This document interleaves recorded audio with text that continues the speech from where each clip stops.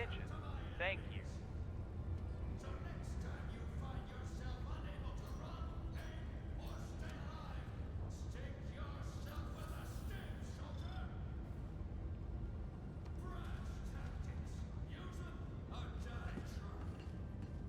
Greetings, Helldiver.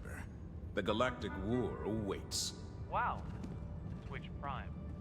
That is a Twitch Prime.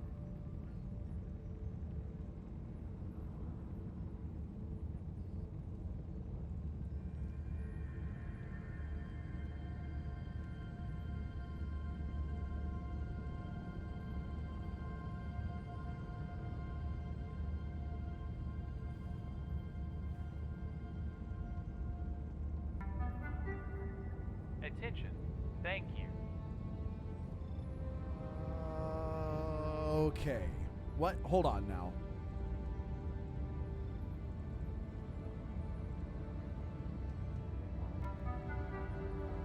Attention champion.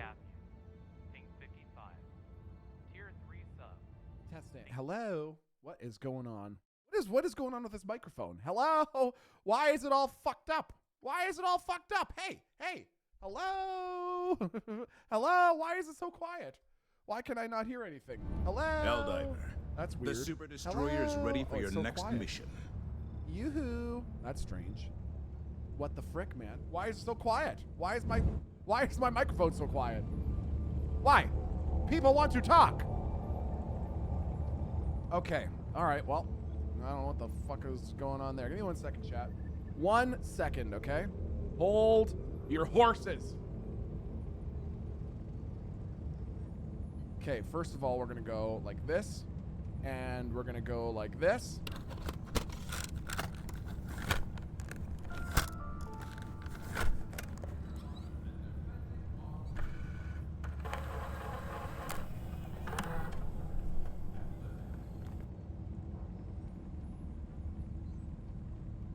Pow! Okay, I'm going to go like that. And I'm going to go like this. Hey! Okay, we got that working. Now, give me a second. I'm going to try resetting my Go XLR. Yeah, this is fucking weird. It should not be this quiet. Why are you that quiet?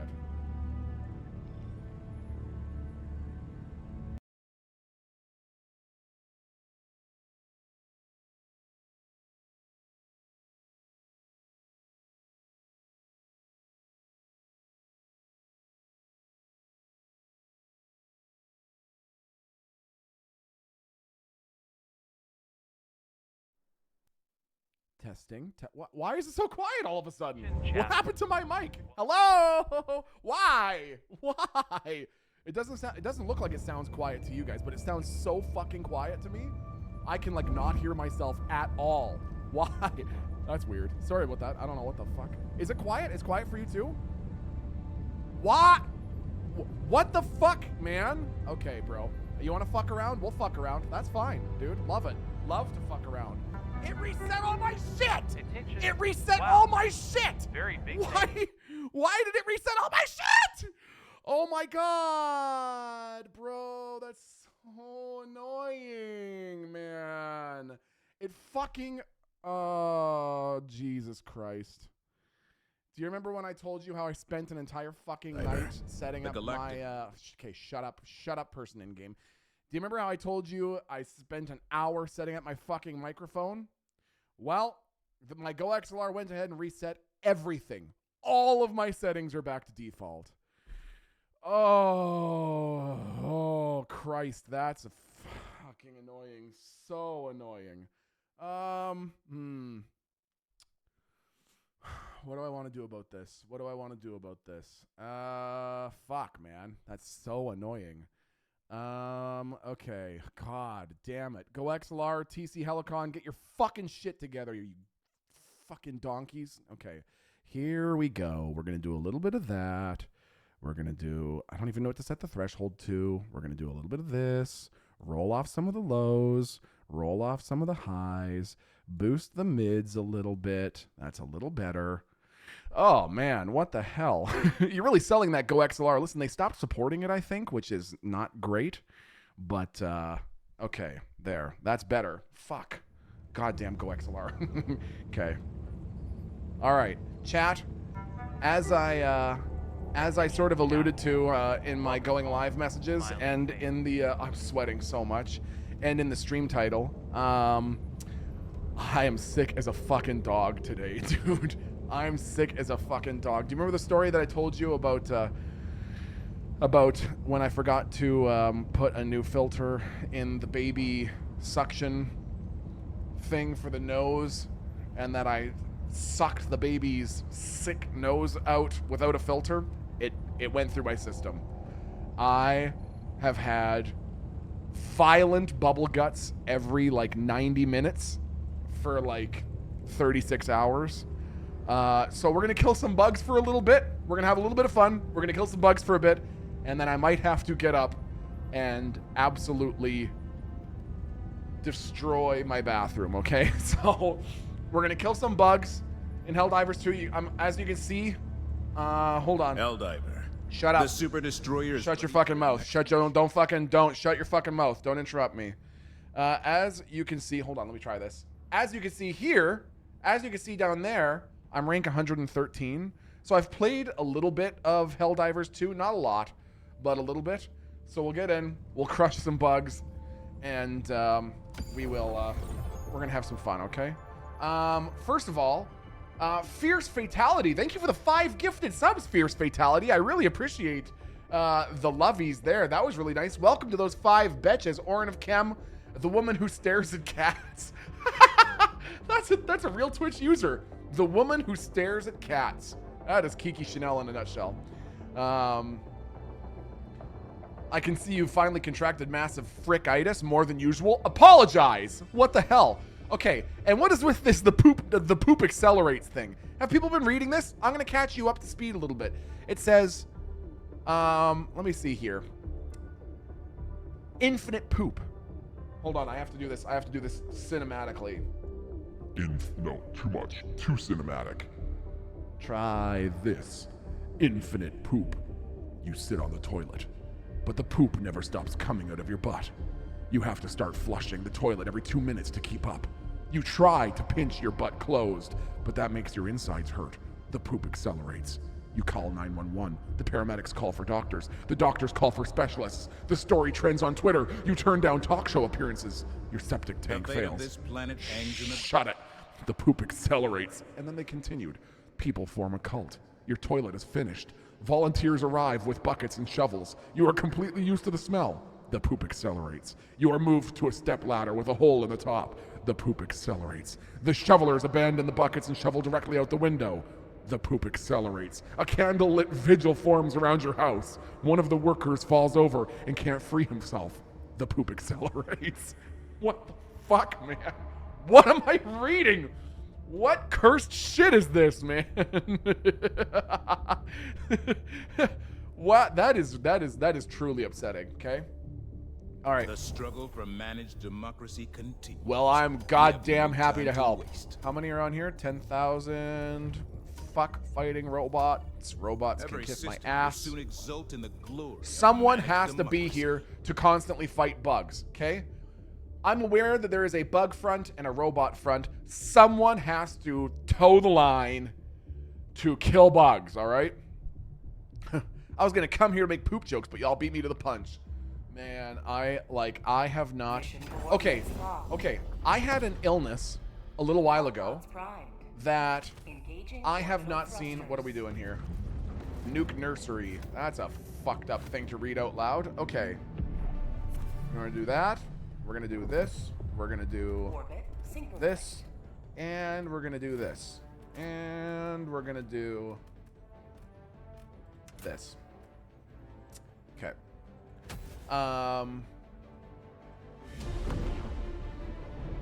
Trying to platinum Star Wars Outlaw, but the game's awful. It's a slog. Okay, has anyone played a Star Wars Outlaw? What are your thoughts on it, chat? What are your thoughts on Star Wars Outlaw? I have not seen fucking 1 minute of gameplay of the game. I'm a big Star Wars gamer, big Star Wars fan, but I have not played a second of it.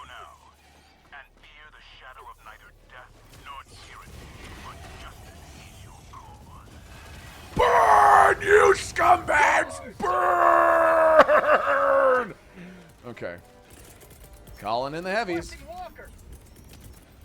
Requesting tac. Calling down a support weapon. Looks mid. It's beautiful. Oh. No laser sword, hard pass. I know, dude. I'm such a sucker. I'm such a fucking sucker for Jedi gameplay, man. Hey, Milton, I'm buying my first good PC soon. Are there any accessories you would recommend to buy? A 4090. Get a 4090, and I only say that because I know that it's a good video card, and I don't know anything else, man. Anyone who's... Oh, watch out, buddy. You can't step in front of... Oh, what the fuck? What was that? Calling in reinforcements. Yeah. Relax, Turbo. I know you're dead. Just make a Mando game is what they need to do. Dude, I would play the shit out of a Mando game.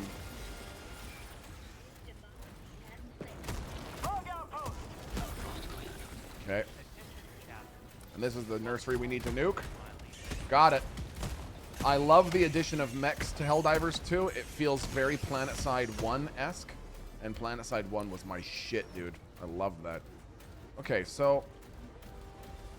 Find the nursery chamber drill point. I've actually never done one of these before, the nuke the nursery missions, so I don't even really know how to do it. This is kind of exciting.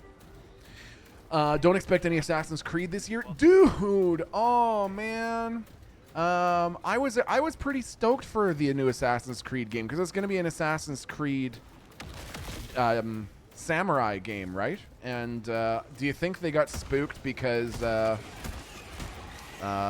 of Tsushima released their next game yesterday, and so they don't want to compete with it? Do you think that's what it is?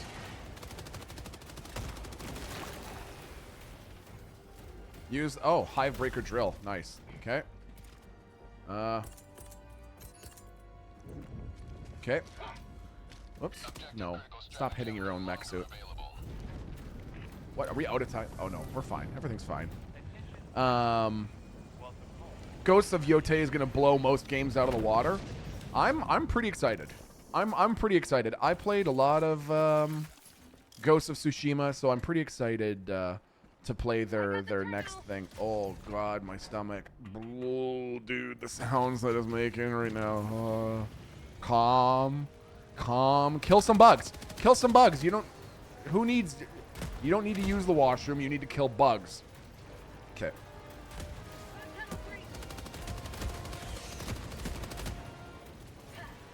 They're goddamn bugs coming out of the hills. Oh fuck. Hey, Lurker, thank you for the 500 bits. Poor Milty is sick. Let me kiss you on the beepus until you feel better. That's... Nope. There is only one person allowed to kiss me on the beepus, and that's me. I've been working on my gymnastics. I'm trying to be flexible. What did you eat? 45 packs of Goshin ramen? Dude, don't even get me started, okay?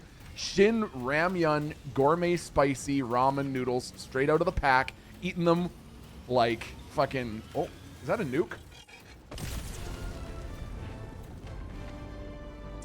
Well, judging by my missing arms, I think it was the nuke. Judging by the fact it blew my fucking arms off, I think it's safe to conclude that was the nuke. Holy fuck. That is a big ass hole, man. Hey, good news. The cabin is secure. You're safe in here. Who needs it when you can stomp anyways, man? My kryptonite is the bulldog ramen. My bumhole will never recover. I don't even know what that is. Come here. You want to get stomped on? Son of a bitch. Come here.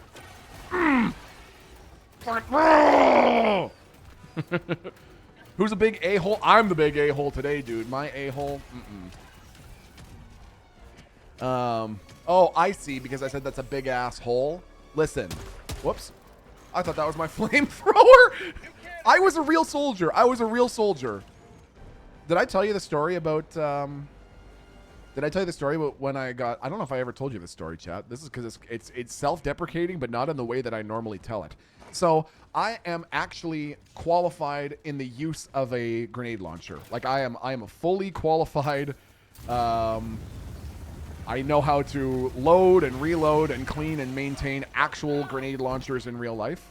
And when we were on the range using the grenade launchers, each person So you're standing in a horizontal line and you're firing about 300 yards towards some targets, and it's like there's soldier 1, 2, 3, 4 all the way to 10, and they're shooting at targets 1, 2, 3, 4 all the way to 10, and I did not know whether I was soldier like 6 or 7, so I just assumed I was soldier 7 and started shooting at target 7, and I was definitely soldier 6. And my sergeant, who fucking hated me, came up to me and was like, hey, Private Milton, what the fuck are you shooting at, Milton? The fuck are you shooting at? And I was like, Sergeant, I'm just trying to compensate for the wind speed. And he was like, okay, well, your fucking target is fucking 200 meters away and there's fucking no wind, so you don't need to compensate that much. And I was like, okay, thanks, Sergeant. That's a real story. That really happened. Not my most shining moment as a soldier. But, you know, what can you do? What can you do aside from fire grenades at the wrong target? You know, I'm not a mathematician. I'm a soldier-atician. Okay, so we need to go and nuke the other one. I'm doing these missions. I'm doing difficulty 4 missions because all I need is rare. All I need is rare samples, and I like doing difficult. So I have like 2 favorite modes in this game. This game has difficulties 1, 2, 3, 4, 5, 6, 7, 8, 9, and 10. I prefer to play on difficulty 4 or difficulty 10. On difficulty 4, you can use Jesus. This guy had his fucking arms taken off, just like my mech. On difficulty 4, you can pretty much use whatever you want, which is awesome, and still get rare samples. On difficulty 10, you are desperately just trying to stay alive. Although, admittedly, so a couple nights ago, I played a couple rounds with some of the mods, and Labat was level 3, and Vobile was level 1, and we managed to do a full 3-mission series at difficulty 9, and then a bunch of...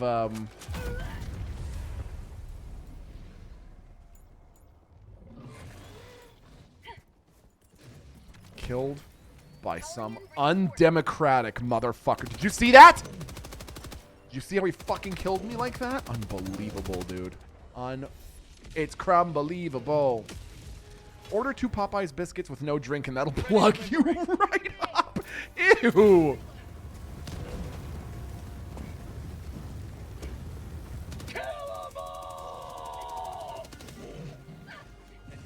Oh. I'll save you, goddammit!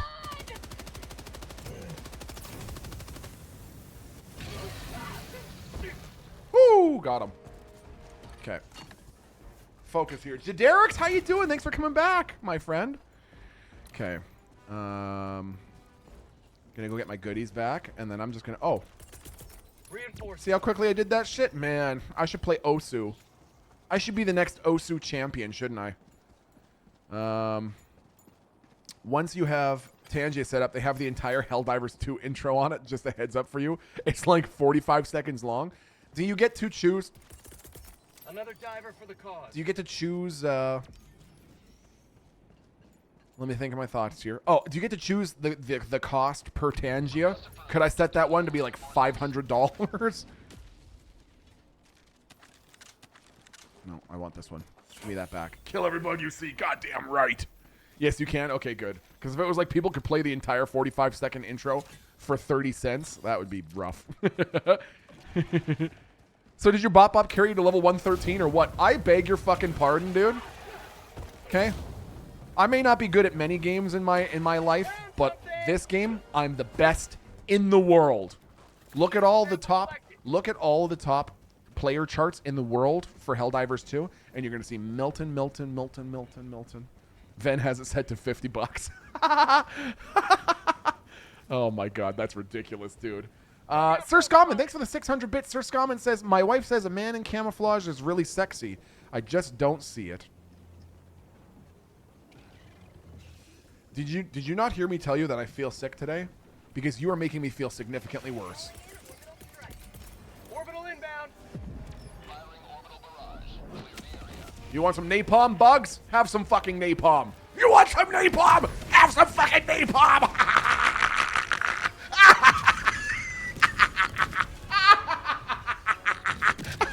Oh no, the fire! fire! I gotta get out of the fire! Oh no, don't set me on fire! Fucking burn! Burn! I want them all to burn! I want them all to burn! Alright, I'm fine.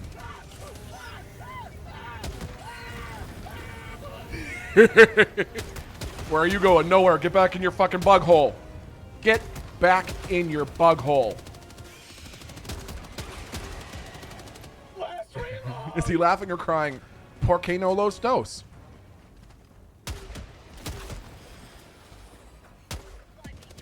Nice. Okay. Last reload! Good thing the trees don't speak on this planet. That would be extra concerning. Well, I guess that answers the question. Would Milton still love me if I was a bug? So many people in chat have asked me, Milton, would you still love me if I was a worm? Why the worm? Why a worm specifically? Oh, sick, dude. Sick supply drop, bro. The supply backpack is honestly one of the best items in this entire game. It really is. I don't even need that supplies because I have 4 ammo packs on my back right now, and I have another cooldown to call in whenever I want. Kellyanne, hello. Is that what you've been yelling at your poop? Get back in the bug hole. Becky. A worm, sure. I could cut you in half and you wouldn't die. I'd have twins then. That's an upsetting thing to say. Oh, rare sample. Hoop.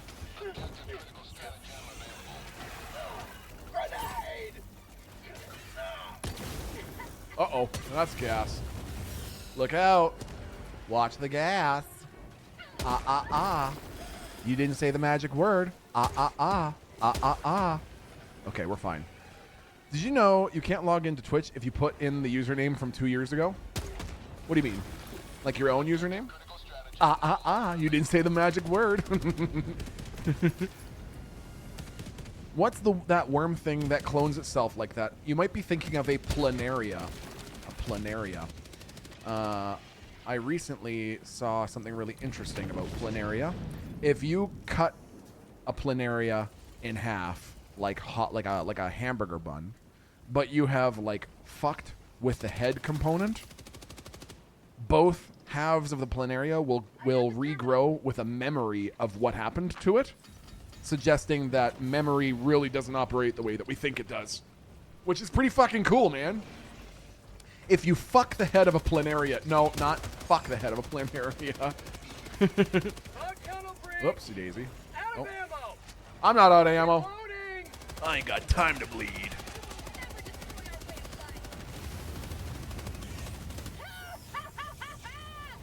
That's right. See? We're all into it. Okay. Ouch. What do you want? This big disgusting bug? Nothing. Oh, that's kind of cool. Ongoing Gatling barrage. Have you thought of claiming your original name or just fully embraced the one for all of time now? You know, I go back and forth about it sometimes, Chimeras. I could go either way. Right now, I'm just having fun streaming and talking to people and hanging out again and getting back into the swing of things. But I have some fun ideas in that regard that I think you will. I think you'll appreciate. Hey. Requesting orbital. Yeah, you want some fucking bug breaches, huh? How you gonna deal with some napalm there, motherfuckers? All I know about memory is being on 2 types of anti-seizure meds makes me forget what I had for dinner yesterday. My brain is like scrambled eggs at times. Oh my god, Becky. Yeah, there really is not a great working theory of how memory works. I've spent a few years now studying consciousness really in depth. And I listen to a lot of neuroscientists and physicists who look at this sort of thing, like Donald Hoffman, Philip Goff, Bernardo Kastrup, Bernard Carr, and no one really has any idea. No one really knows, man. Do we still have the Wim Hof emote? I missed that one, dude. Wim Hof, that's the shit. I need to get permission from Wim Hof to do the Wim Hof method on stream. Evacuate the area. Objective located. Are these real people? This is I'm playing with one other person, and it's a real player. Woo! Okay. I'm going to take that. Thank you. And we're going to head on over Dropping a pin. there. Southeast. Far. Four rare samples, dude. Has there been any big alien news recently?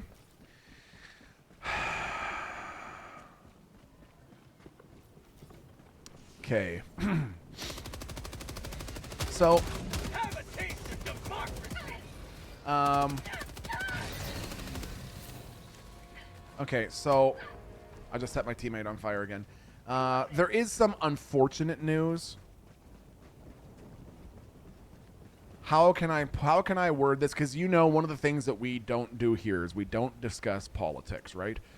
There is almost no way for me to discuss this without verging into politics.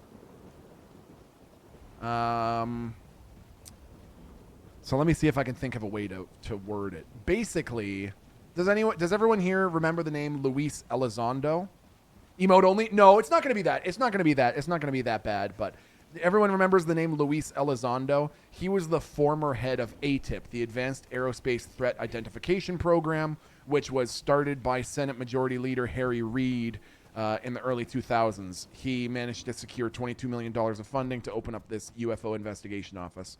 And the head of ATIP was a man named Luis Elizondo.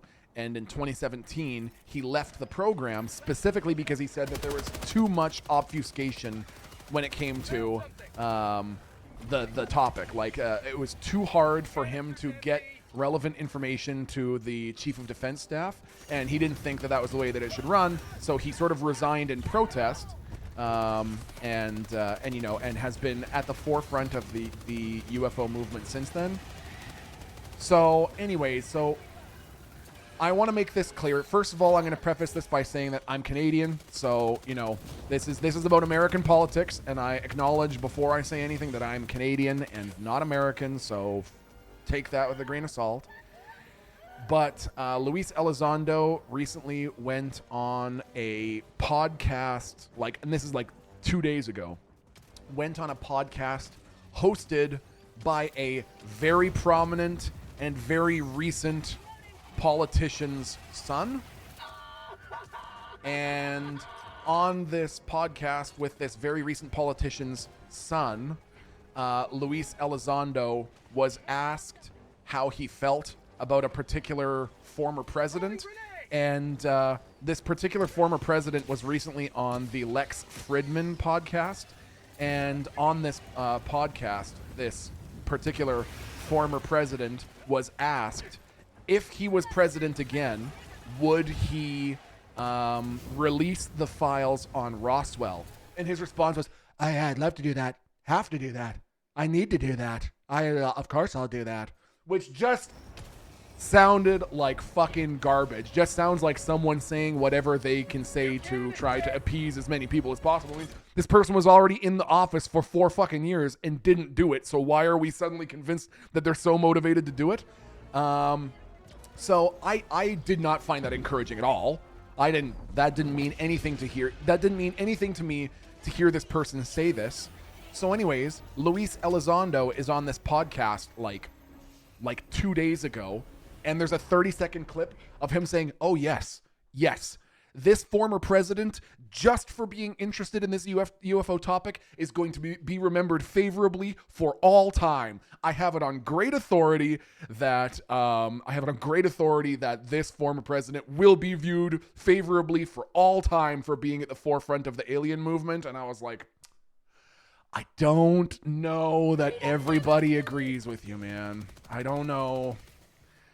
I don't know about that. I did not, he sounded so hopeful. He was like, here we have someone right at the very top of the chain of command willing to rip the lid off of this thing and release all these UFO files. I'm like, it's never going to happen. Are you kidding me? Luis, you've been in the fucking military for 25 years. What do you mean nothing's gonna get released? So I thought that was really disappointing, and in my opinion, I think it's a detriment to the UFO world, just because I don't think it's true.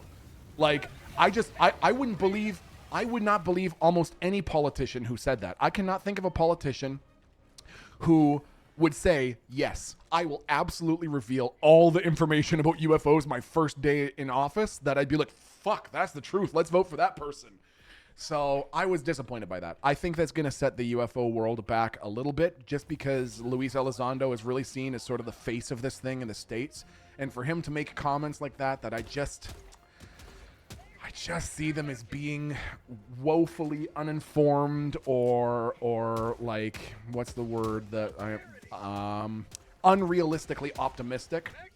So that's the one update there. Although, okay, so I do have another interesting update. That this is something juicy. This is something juicy and non-political that you'll find interesting after this, okay? If we had evidence of aliens existing, do you think he wouldn't have blabbed about it already? No, to be honest with you, Fuzzball, I really don't. A lot of people say that. A lot of people say, like, if we had smoking gun evidence, wouldn't you just straight up expect someone would have spilled the beans by now? I really don't think so, for a couple of reasons. One, the black budget program and the unacknowledged special access program in the States is fucking scary. Like, I do not want to fuck with them. I would not want to fuck with those people. Uh-oh. Don't bring the napalm barrage closer. Don't bring it closer. Oh, shit. Yeah, so I think, one, I would be legitimately scared of the military-industrial complex. I would be scared of the military-industrial complex coming after me if they felt like I had revealed something that I shouldn't have. I would not want to be laying in my bed upstairs in fucking Ontario, snug as a bug in a rug, to have some fucking special forces soldier, cut a hole in my window and shoot me in the neck with a heart attack gun in the middle of the night. And then you just read on Twitter next week, oh, Milton unfortunately tragically died of a heart attack at age 35 in his bed. And then, you know what I mean? So that's one thing. And the other thing is that I also genuinely believe that it is so easy to 35. What do you mean? What do you mean, you sure, bud? Yes, that's how fucking old I am. Wi-Fi Bandito. What? How you doing, Wi-Fi?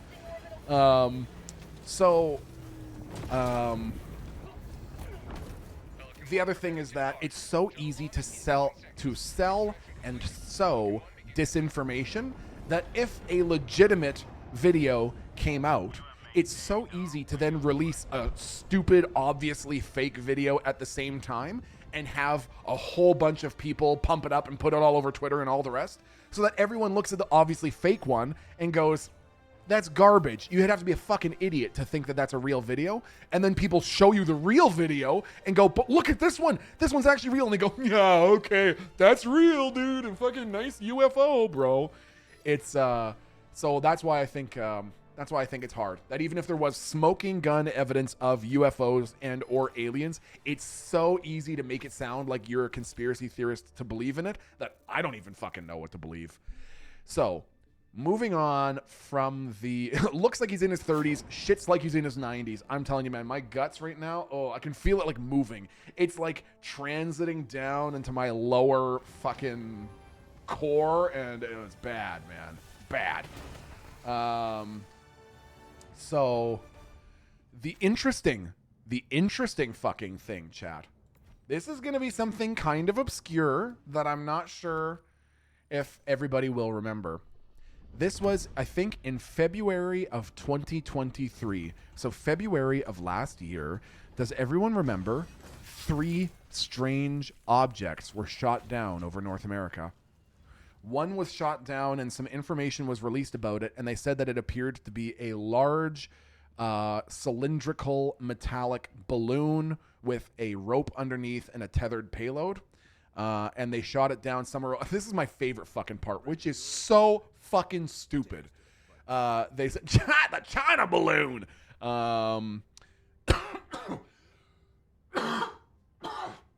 They said shot down this balloon, but the terrain was too unfriendly to go and collect what they had shot down. Are you fucking kidding me? How stupid do you fucking think? Do you know the things that I had to do in the goddamn army as a machine gunner? The places that I had to go? There's no fucking terrain that's Well, we found a really mysterious object and we shot it down with a Sidewinder missile, but it's in some woods. We can't go and... You expect us to go into the woods? What are we, Canadian soldiers? We can't go into the woods. Just leave it there. Nature will reclaim it. So I thought that was fucking so annoying. And that ended up being like the official story. Like that's just what they went with. They were like, yeah. So it got shot down and we can't recover it. So what are we supposed to do? And then there was 2 more objects that were shot down and no information was released about it. Fucking no information was released about these other 2 objects. Nothing came out. And anyways, yesterday they released a photo of one of the 2 objects that they shot down on like CBC. I will show, but of course, so this is the thing. This is one of the things that drives me fucking nuts. I'm gonna show you the photo in a minute. The thing that drives me fucking nuts about whenever they release like evidence from any of these UFO encounters, the evidence is is a photocopy of an email of a screenshot that someone took from Twitter that someone else took a photo of with their phone that they then fucking compressed into 180p that was then re-uploaded and like scanned on a black and white 1985 fucking government like scanning machine. You know what I mean? Like it's nothing. The picture looks like nothing. But it is interesting because it's interesting for a couple of reasons that I'll show you. Reason 1, they claimed that these objects, like this one that they released the picture of, they said was a cylindrical balloon shape with another tethered payload under it. It does not look like that at all. And the other really interesting thing was the comment that came from the... it was like the liaison for the Department of Defense's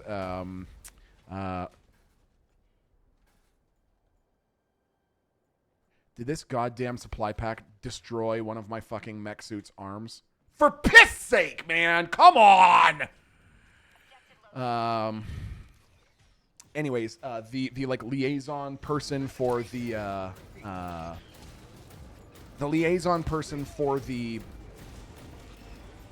Tagging map. Southeast. On my position. the liaison person for the Canadian Forces Defense Department or whatever said as a note applied to this file about this unidentified flying object, they said if any information is to be released publicly about this, it must come directly from the Canadian Forces social media accounts because this was the weird wording they said. It said something like, because we don't want to create more confusion or questions over the supposedly benign nature of the UFO. What the fuck does that mean? So I just think it's a little weird that they said that it was a cylindrical balloon. It's not. It's obviously not a cylindrical balloon. And that the liaison person for the Canadian Forces said that if any information is released about it, it needs to come from the Canadian Forces social media accounts in order to quell any questions or concerns about the benign nature of the UFO. That's a little fucking weird. Balloon these nuts. That's bad. It'll cut off the circulation, Cosmic. I don't know, but I don't trust anything, Trudeau says. Well, it wasn't Trudeau didn't actually have anything to do with this. But admittedly, I would have a hard time believing whatever he might say about it to any politician. Anything any politician has to say about UFOs, unless it's here's a high fidelity photo and video and here's the certificate of authenticity, I'm gonna be like, I think you're full of shit. Whoa, Alien the Red, dude. Fucking nailed it, dude. Fuck, good one, man. Oh, my Tom. Ooh, my Tom. Oh, dude, fight it. Oh, clench it. Oh, we're clenching. Okay. What What's in here? Nothing. Nothing. Get away from me. We need rare samples. Wait, Helldivers 2 has mechs? It's a pretty new addition, Wheel this. Hey, if there's anybody from the Helldivers development team or anything like this watching this stream right now, I fucking love your game. Please reach out to me on Twitter. I want to do all of the things together. Recently, Helldivers 2 came out with a big patch. Like a few days ago, they came out with a huge fucking patch. Patch 1.000.00.1 or some shit. Anyways, it is the best patch the game has ever had. And over the next couple of patches, they are completely rolling back all of the weapon nerfs that they did. And, dude, the game has never been more fun. I have been playing this game since release, and it has never been more fun, ever.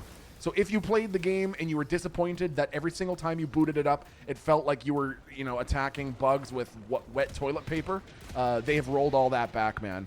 And the weapons feel so fucking good, so powerful. Oh, it really feels like the game is in a fucking perfect spot. I'm so fucking happy that the Helldivers team listened to players who are asking them to roll back these weapon nerfs, because god damn do I love this fucking game, man. I haven't touched it in months because of the back-to-back nerfs. Exactly, Vanguard. Me too, man. I was the exact same way. And then I just was streaming just last week, and someone said, Milton, did you know that they've, unnerfed all their weapons? And I booted it up, and they absolutely have, dude. It's so fucking sick. Goddamn bugs everywhere! That someone was me, Pog. It was me. That Aldreth, it was actually you. I recognize your name now. Yes, it was. Thank you for the recommendation. It was absolutely clutch. Okay, those folks can hang out there. We're gonna go collect some goodies. Normally, I really recommend that everybody stick together in when you're playing Helldivers 2, but because I'm such a god gamer, I'm allowed to go out on my own. I'll have to check it out after they fix the guns. Seriously, genuinely, anyone here who oof, no, don't shoot, kill me, you goddamn bug! Fuck you, you'll never take me alive! Okay, we're fine. Right after I'm talking about how I'm a god gamer, it's fine. Fire in the hole! And they've added some really fucking cool stuff. As you can see, I'm using gas grenades. The gas grenades are, as you can see, it's making the bugs go crazy. It's actually really fucking legit. I'm using a pistol that's a flamethrower, which is also fucking sick. And I'm using a main, which is a flamethrower, which is also fucking sick. One of the other big changes that they did recently is they fixed the... They fixed the fire damage. Fire damage was in a really bad spot for a long time, but they fixed it, and now fire damage is fucking unreal, dude. A main flamethrower. Yes, Jay, seriously, it's a main flamethrower, man. What, come on, what more could you ask for? Using a 500-kilogram bomb on the evac point for a dramatic exit, Red 7. Is there anything more classic than that? Come on. Canister's empty. I like how calmly he says that as he's being approached by a horde of very angry, gigantic alien bugs. Ah, canister's empty. Here we go again. Slightly related to UFOs, have you tried UFO 50 yet? It's 50 games in one in the style of NES games, and they're all full games and incredible. Half of them are 2-player. Is that true, Clay++? I think you mentioned this the other day, didn't you? Because, man, I would fucking love to play that. We're going to have to pick, a UFO day. Northwest. Marking location. Someone come help me. Come help me. Help. I need help. I'm on it. Okay, so someone else was telling me that one of the... Oh, I think it was Vobile. Vobile was telling me that an issue with playing this game is that... every now and then he would join a match and someone would kick him out right away. And I was told that it's because players get really shitty if you're not using, the meta. Nice medals. Nice medals. Nice requisition slips. And, I haven't encountered that many dickhead players while playing Helldivers 2. But I won't lie. When I first reinstalled the game, I joined a difficulty 9 mission. I dropped down right next to one of these things right here where you have to press the 2 buttons to open the door. And the host of the game was standing on one of the buttons. And he pushed the button and I pushed the other one. Then he put a smiley face above his head, shot me in the face, and kicked me out of the game before I could respawn. So you will run into those from time to time, but not very often. I know. I was like, what the fuck, man? Seriously. I was so happy to just spawn in and run and help him open the double door, and as soon as he got the items from inside, he fucking shot me in the face and kicked me out of the game. I had been in the game for 20 seconds in total. If that was you, can you just put a me smile in chat? If you were actually the person that I was playing with, can you just put a me smile in chat so I know who it was for sure? Me smile. Okay, there was only one person, so there probably shouldn't be that many people saying me smile because it was just one person who said it. So no, see, that's too many. This is too many. Not all of you could have done it. It was only one person. Okay?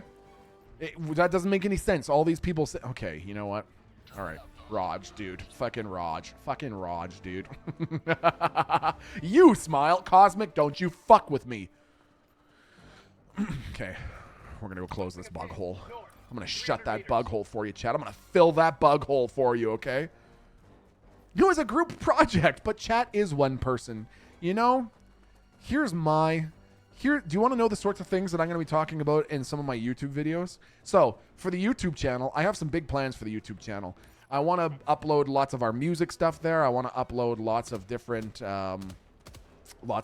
fun stuff there. Like one of the things that I'm working on, and I've been writing the script for it for a while, is I want to make like an hour-long documentary about consciousness. It's like one of the first things that I want to release. Anyways, so when you say, hey, we're all one person, chat is one person, you know, the interesting thing is that what makes us what we are, what makes you what you are, is consciousness, your ability to experience things, right? But I think consciousness is a fundamental force of the universe, just like electromagnetism, gravity, nuclear forces. And when you look at the sky and you're looking at stars, you don't say, look at all of those nuclear fusions. You say, oh, wow, nuclear fusion is happening in all those stars.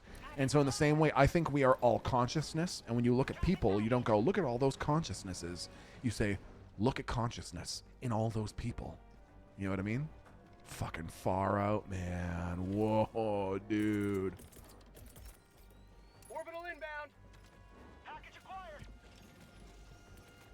Oh, like Avatar. Bingo, dude. Ow! Ow!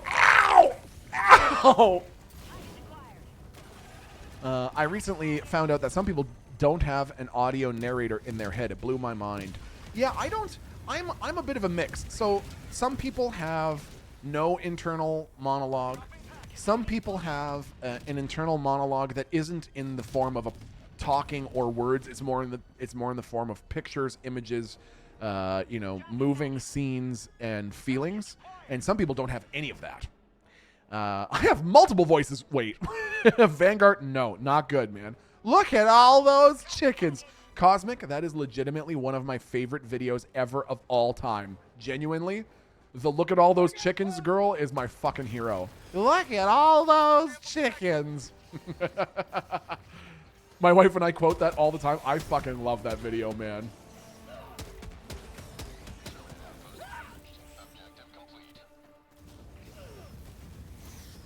Fuck you, bugs. My inner voice is mean sometimes, but at least I can see 3D objects in my head. Did you know that dolphins, they've recently done like a deep dive on dolphin communication? That was some nice alliteration. You're welcome for someone being so linguistically gifted. They recently did a deep dive on... They recently did a deep dive on dolphin communication, and they found that dolphins, when they talk to each other, they have the ability to communicate a three-dimensional shape in their words. So what I mean by that is it's not like I say the word sphere and then in your head you're like, oh, sphere, so it's a round object. Okay, I know what he's talking about. I would like say the word and simultaneously as hearing it, it forms the shape in your mind. Like as I'm saying the word, it's constructing the 3D shape in your brain. And I think that dolphins are able to communicate like that, which is fucking nuts, man. I also learned that, this was just yesterday I learned this. I was learning all about Homo erectus. Homo erectus. And Homo erectus, and I was learning about whether or not they had language. And it was sort of a video about language in general. And they were talking about the Piraha people. And the Piraha people, I'm pretty sure, are in South America. And their language is so fucking fascinating because they have no numerical system. They have no word for 1, 2, 3, 4, 5, 6, 7, 8, 9, 10. Those terms and the concepts don't even exist to them. They have a word for like one, they have a word for a few, and they have a word for many, and that's it. It's pronounced Piraha. I think you might actually be right, Slow Momo. I think it is pronounced Piraha. And the crazy thing is, so in English, we have tenses. We have language tenses, obviously. We have, sing, sang, sung, singing, sings are our tenses. Piraha has 2. They have 2 tenses. However, they have 16 vocative suffixes, and the suffixes are usually tonally based. So you may recall, before I made the character Bill Ding, I wanted to study the tonal pronunciation of Vietnamese so I could try to make the character as authentic as possible. And one of the things that they teach you is that there are different tones can mean completely different things. The example that the Vietnamese linguist used that I was studying was words like ma, ma, ma, ma, ma, all mean different things. Those are all completely different words. And Piraha has 16 tonal suffixes, including whistles. Their words can be whistled and communicated via whistle. Anyways, they said that because these 2 tenses have 16 suffixes, they have 2 to the power of 16 different ways to modulate their words, which is 65,000 different ways of using their grammar to express tense and positionality and like distance and significance and all the rest. 65,000 fucking ways. I'll just stick with English, thanks, right? How does math work in their language if they don't have any numbers? I honestly, Imaginary, I don't know if they have a system of math, really.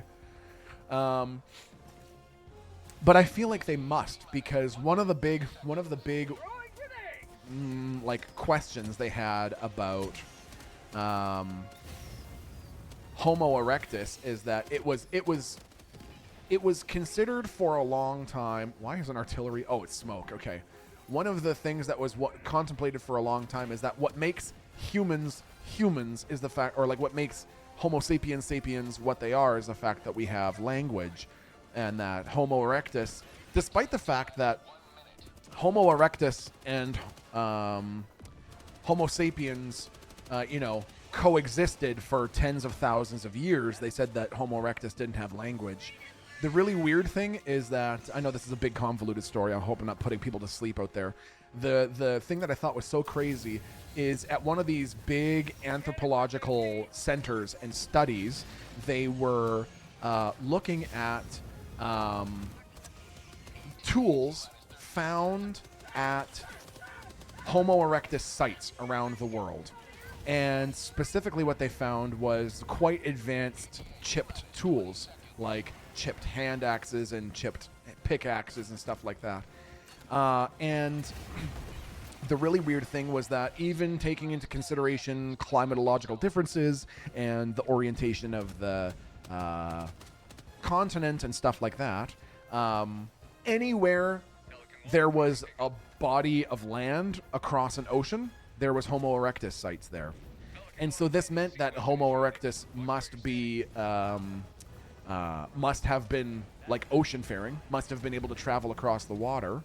And so this guy at like the University of fucking Nebraska or some shit like that decided to see if he and his PhD students could create a raft using nothing but Homo erectus tools, these chipped axes and stuff like that. And found that this was the weird thing. He found that you absolutely could make a boat using only tools that they found at Homo erectus sites, but that it seemed totally impossible to do it without language.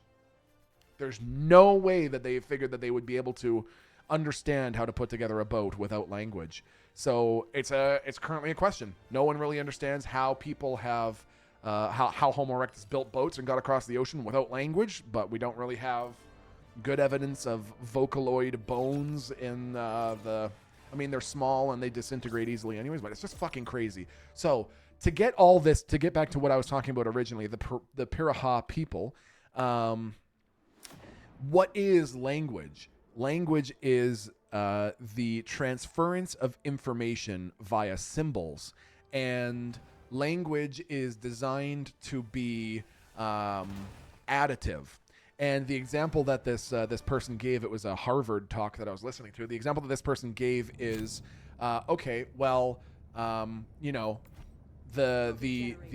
people might be tempted to say, well, wow, they're so much further behind than us if they don't even have a term, if they don't even have terms for 1, 2, 3, 4, 5 or whatever. Well, they also don't have a term for golf clubs. Does that mean that they are farther behind because they don't have a term for golf clubs? And the example that he was using was, he was saying language is designed to help the culture that it is found in. And if the Piraha people don't need a system of number in order to thrive where they live, that their language simply would not select for something like that, which is fucking nuts, man. Thanks for coming to my TED Talk about the Piraha people. It's just really interesting to learn these different languages. And what makes them what they are, dude, is fucking so wild. Milton, were you going back to school to get your doctorate? Brian, I don't think I'm gonna get my doctorate. I don't anticipate getting my doctorate, but sometime I may go back to school to get a degree in French. I want to be bilingual. I want to be actually bilingual, not functionally bilingual, where I can say, bonjour, comment ça va? Voulez-vous aller aux toilettes? Whoa, sniper killer, qu'est-ce que c'est? I want to be able to actually say it. People say this about Native Americans, that they were so primitive that they didn't have wheels, but they didn't need wheels, so there was no point yet. Like, literally exactly that. That's 100% it, man. I'm in a psychology what is it? Psychology psychology and culture class. And we just learned about different languages and how people from other cultures, and it's so interesting. Dude, that's fucking crazy. Okay, are we going there, dude, or what? Okay, well, get fucking dabbed on then, idiot. Bye. Non, j'ai pas besoin de ton aide pour aller aux toilettes. No, I understand that. Red Phoenix says, no, I don't need your help to go to the bathroom. Well, fine. Okay? I offered it. One of the really interesting things that I talked about the other day is teaching baby T-Pike 1 sign language. If anyone out there is a new parent or a prospective parent, you're thinking about having kids, the number one fucking piece of advice I can give you, teach your baby sign language if you can, because normally it takes them like a couple of years to start using language in a functional way. But baby T-Pike 1 was starting to use signs at 4 months, which was so fucking helpful. Not many. The baby knew more, all done, eat, and sleep. And that was it. That was all we needed. I was like, fuck, man, we're good, dude. We got this line of communication. We got this line of communication. It's totally fine. Check the music discussion in Discord. I shared Miss Rachel vids, dude. I thought Miss Rachel is the shit, dude. Absolutely the shit. And so the funny thing is that now baby T-Pike 1 has realized how to use some sign language as jokes. So baby T-Pike 1 is currently combining multiple modes of language and utilizing humor. So we'll be sitting there for dinner, and the baby will just be going, hum, hum, hum, hum, hum, hum. And I'll go, are you hungry?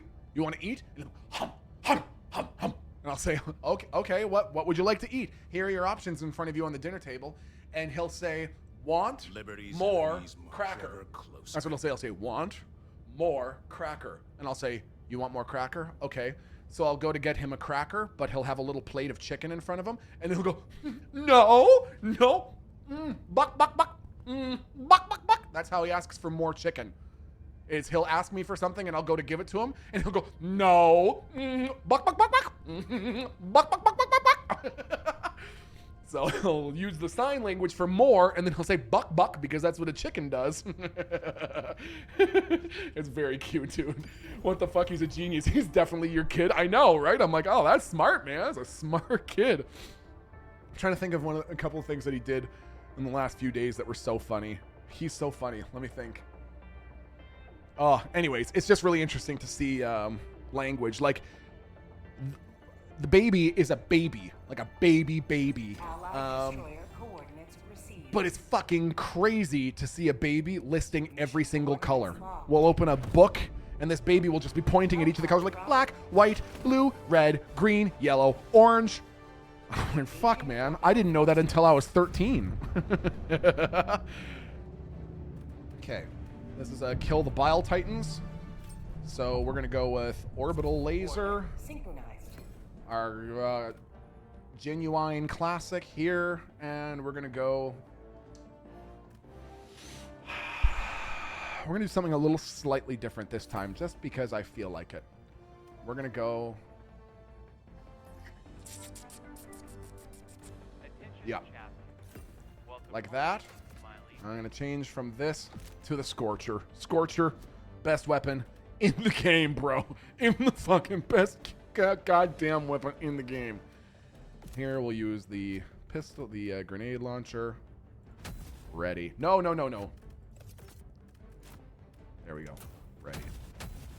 Helldivers to help. Peux-tu me nourrir comme une mère et son bébé oiseau? Can you nourish me like a mother and her baby? Okay, so Paulinox says, Peux-tu me nourrir comme une mère et son bébé oiseau? And I think that means, can you feed me like a mother and her baby bird?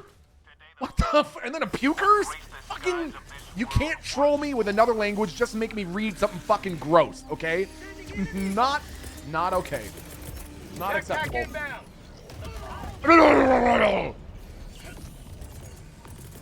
Calling in.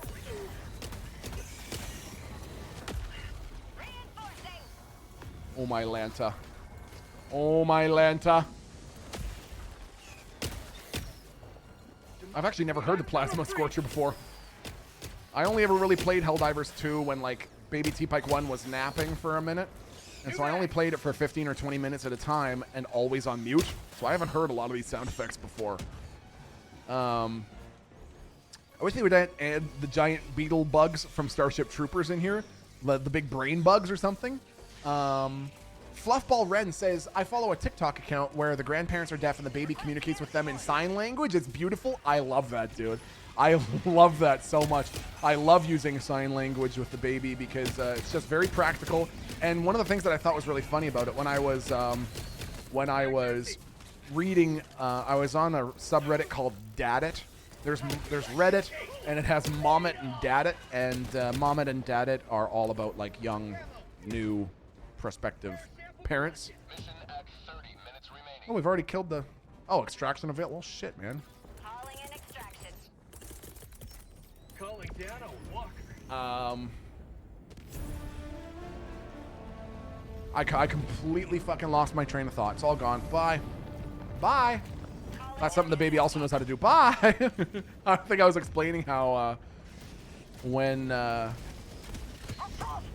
I think I was explaining that one of the first things that Baby T-Pike 1 started to do when he started to develop sign language was I would give him... So there are these duck puffs. They're just little, like, generic chickpea powder puffs flavored, like, organic berry and banana or whatever. And each time he would take one out of the package, he would look at it and he would go, hi. Hi. Bye. I'd never heard that before. Watching my kid say hi and bye to each puff before he eats it was just something special about that, man. Hi. Bye. Puffs are the shiz, dude. My 7-year-old still wants to eat them. Oh my god, man. Legitimately. I heard this was a channel for people with tiny hands. Is that true? I don't know. It's a channel for people with tiny brains. That's why you're here. No. No, hold on. It's a channel that's only found by people with small brains. No. It's a channel for... No. How... Guess what? Fuck you, idiot. God, dude, fucking... Oh, fucking... Got him! Fucking got him, dude! Hey, as a quick side note, chat, on the realsies, I just want to say a sincere thank you to everyone who's here today. I know it's not a roleplay stream. My guts are not feeling bueno, and it's just really cool to hang out and just get a chance to talk to you. I know that during some of the roleplay streams, we don't get as many chances to shoot the shit together, so I just like being able to hang out with all of you and talk and joke, and you make me laugh so hard, and you make me forget that I got the bubble guts. You make me forget that I'm going to be turning my bathroom into a Jackson Pollock painting, I know that I said this before. I know that I said this before I went to the store to get some smokes and some milk, that I really genuinely believe that this is the greatest group of people on Twitch. But I actually do. I really think that this is the most wonderful group of people. So, like, warm and kind-hearted and funny and just amazing. So, thank you very much for hanging out with me today. It really means a lot. It really means a lot. Bubble bath song for the bubble gut? Don't you fucking dare, okay? But Slots a lot. Thanks for the 41 months. 41 months with Milty. That's like 2 decades in Canadian time, isn't it? No. See, you're not. Oh no, you did get it right. You got the conversion correct. Yes. But also, fuck you. Blue Giant, thanks for the 14 months, dude. Tier 3 for 14 months, my amigo. Hold on. Let me hear that again.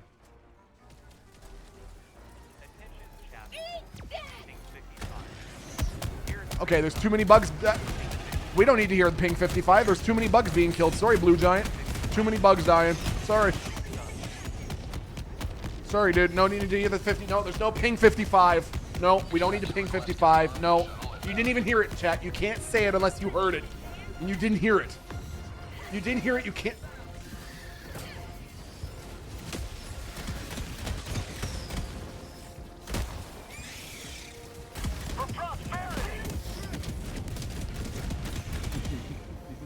Better put on your streaming diaper, man. I don't need a streaming diaper today. I need a streaming hose. I need a shop vac that is connected from me directly to my bathroom. That's what I need. Stop. No, I don't want to stop. Fierce Fatality, thank you for the 8-month resub as well, by the way, before you gifted those subs. I really appreciate that. Niyamaha, welcome back. My basement flooded. My basement flooded. God, will you do? You will do anything to not finish Red Dead 2. What the fuck? Are you implying that I either faked the flooding of my basement or actually physically flooded my basement in order to not have to beat Red Dead 2? Is that what you're trying to fuck? Is that what? No, do not nodders. No, do not nodders. Do not nodder. Wayward, you literally started the nodders train. You literally started the nodders train, bro. That is bullshit. And when I beat that game, we're going to beat Red Dead. When I beat that game, you are going to feel like such fools for having doubted me. When we beat that game, you're going to feel like such fools for having doubted me.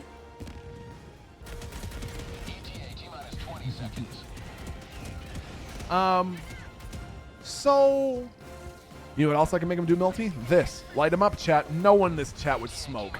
No one in this chat would be peer pressured to smoke just because you're lighting up a dirty cig in chat, okay? No one here is going to smoke a cigarette, Wayward, just because you're smoking. Hey, hey. Hey. Put those out. Put those out. Put those out now. Put those out, chat. Put them out. Wow, dude. Feels so good in my lung. Stop. When is that hyper smoking? Don't you fucking hyper smokers. I feel like a fool for singing the female side of Baby It's Cold Outside. What are you even talking about, Cosmic? We are going to make that a thing. Dude, can we make the Christmas album this year? Can we make the Christmas album this year, Cosmic? Who cares who else is involved? We'll just pick some songs. If people want to join in, they can. And whatever they don't, we will just make up ourselves. Does Baby T Pike 1 have a favorite genre of music? Not yet. Dude, not. You have the recording. Fuck. You mean on the computer that was destroyed by the flood? Is that what you mean? Is that what you mean? You're just trying to rub the fact that I got a flood in my face? You're just rubbing the flood in my face? You're just rubbing the flood in my face? Chat, you need to appreciate the quality of my fingernails, okay? They're currently unpainted, but look how... Okay, you can't see shit. This is great. Look how clean they are and not bitten and healthy cuticles, huh? Streamer taking care of my instruments. A streamer taking care of... Look at these huge masculine fingers and these beautifully curated, maintained nails. Huh? How about that? Baby hands. Not baby hands. Did you lick the paint off? No, but one of the last times I picked my nose... Not that... And no one picks their nose, and neither do I. Nobody ever picks their nose, and no do I. But the last time I picked my nose, 5 minutes later, I sneezed out a big chunk of nail polish. And I was like, okay, so I should probably not pick my fucking nose, and I should probably get the goddamn nail polish off my fingernails and reapply it. So, yeah, I'm going to have to reapply and not do that again. Can we get an animated flooded basement emote? No. Octo Punk, no. You suck your thumb? No, don't be disgusting. I suck other people's thumbs. Gross, dude. Suck my own thumb? No. I suck other people's. Just ask anybody who came to TwitchCon. Anyone who was at TwitchCon with me, they know. That was the thing. You came to the meet and greet, you got your thumb sucked by Milty. Give me that thumb. Hey, nice to meet you. I'd go in for the handshake, and then I would just redirect it.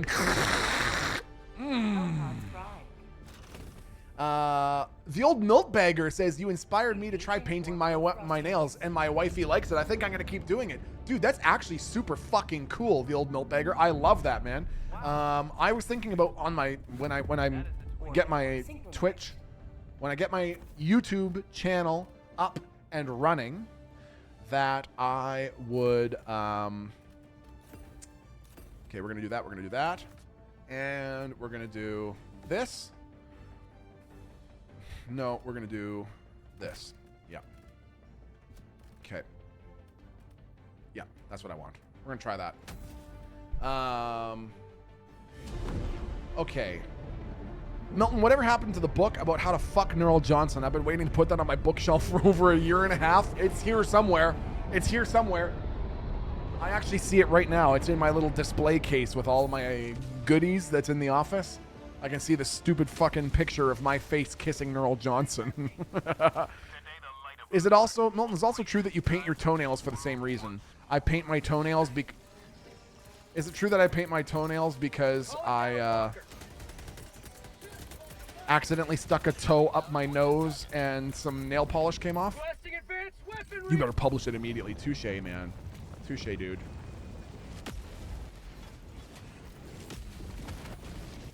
Okay. Okay.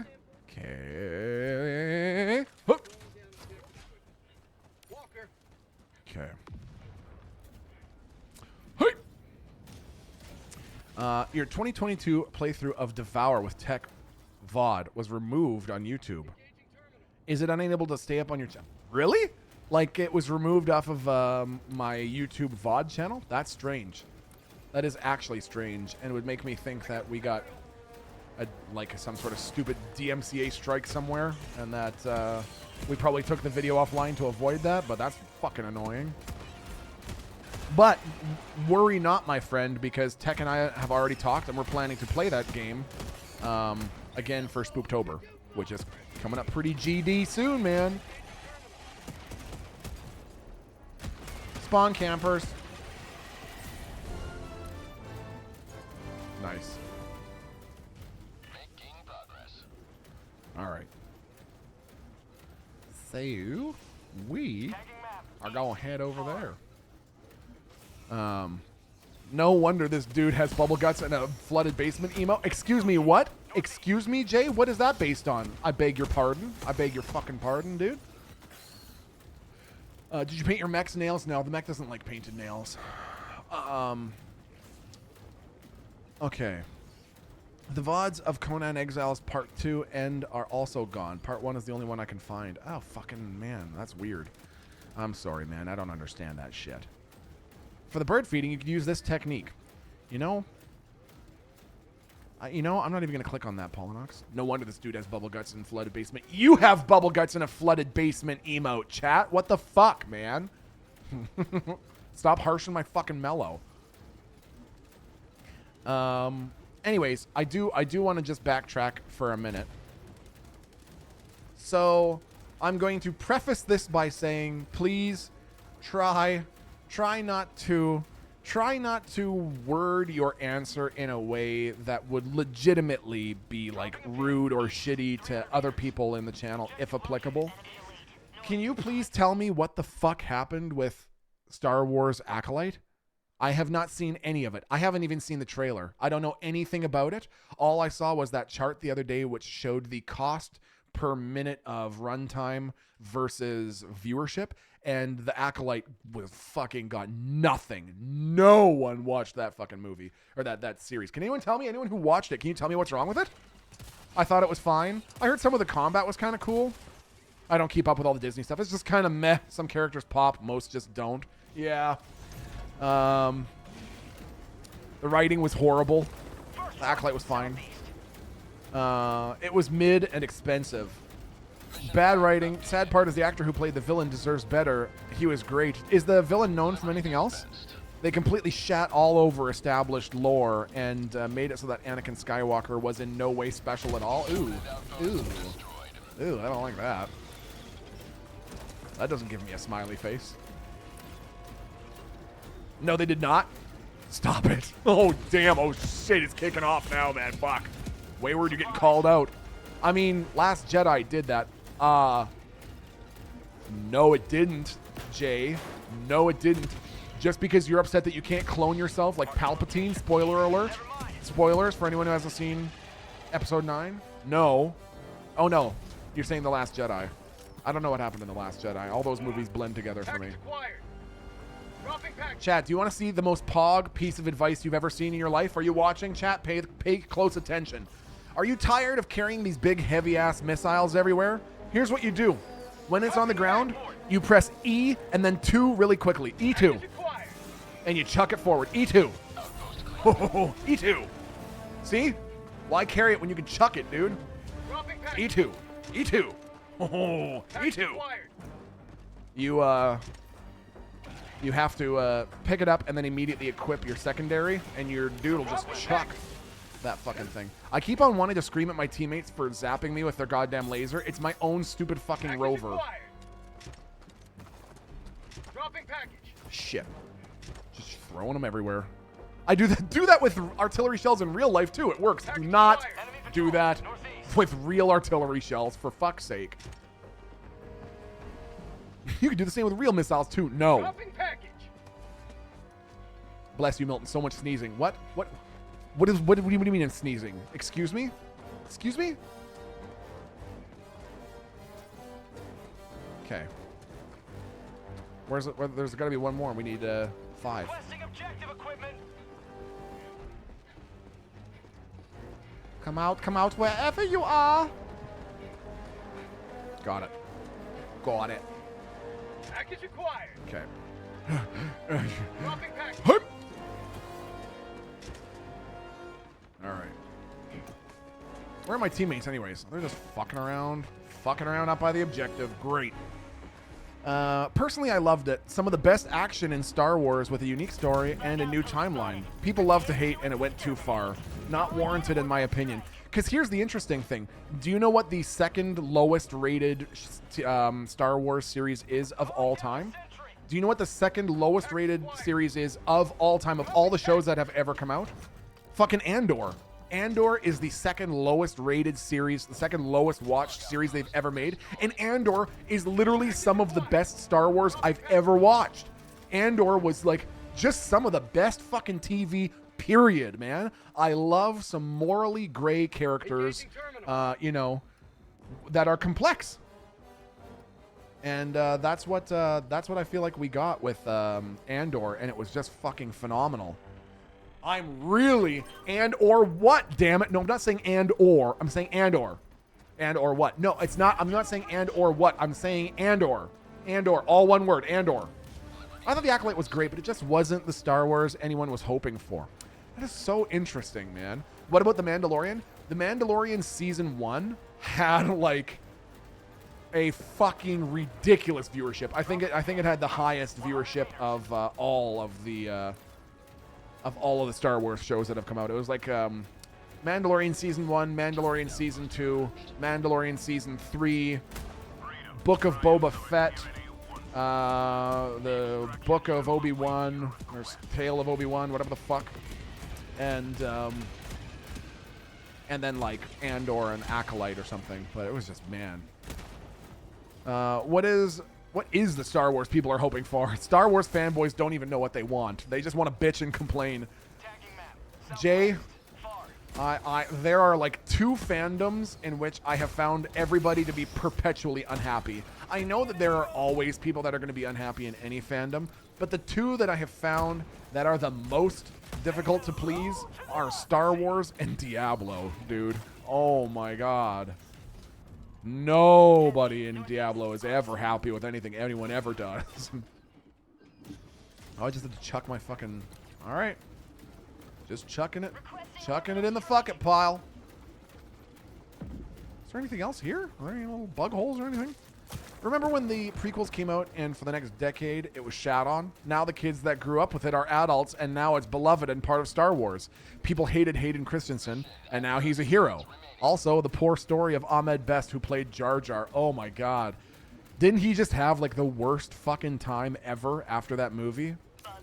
But he had a redemption arc. I thought he got to play a fucking, like a titular character recently and it was seen as a redemption arc. Neff says, funny you say that. I was just mauling about how D4 is slowly turning into D3. Are you kidding me, Neff? See, this is what I mean. Neff says, I was just mauling about how D4 is slowly turning into D3. I thought D3 was fucking incredible. I thought D3 was amazing at the end. I thought D3 was so good in his last season. I would love if D4 was more like D3. But there are people who fucking hate that. Yeah, he was in Mando and he was a great character. That's the one. Okay. As a non-Star Wars person who watches Star Wars occasionally, I just like the movies and the plot. Yeah, I know the thing is, I'm not one of these people who has this really, really powerfully violent reaction to like the latest 3 movies. For me, for the large part, it's just more Star Wars content, and I love Star Wars. I like to see cool starships and cool characters. I mean, part of me wishes that the last 3 movies were more like The Mandalorian, because in my opinion, The Mandalorian was the perfect combination of like practical effects with CGI, with like new music and shit like that. But yeah, I hear you, dude.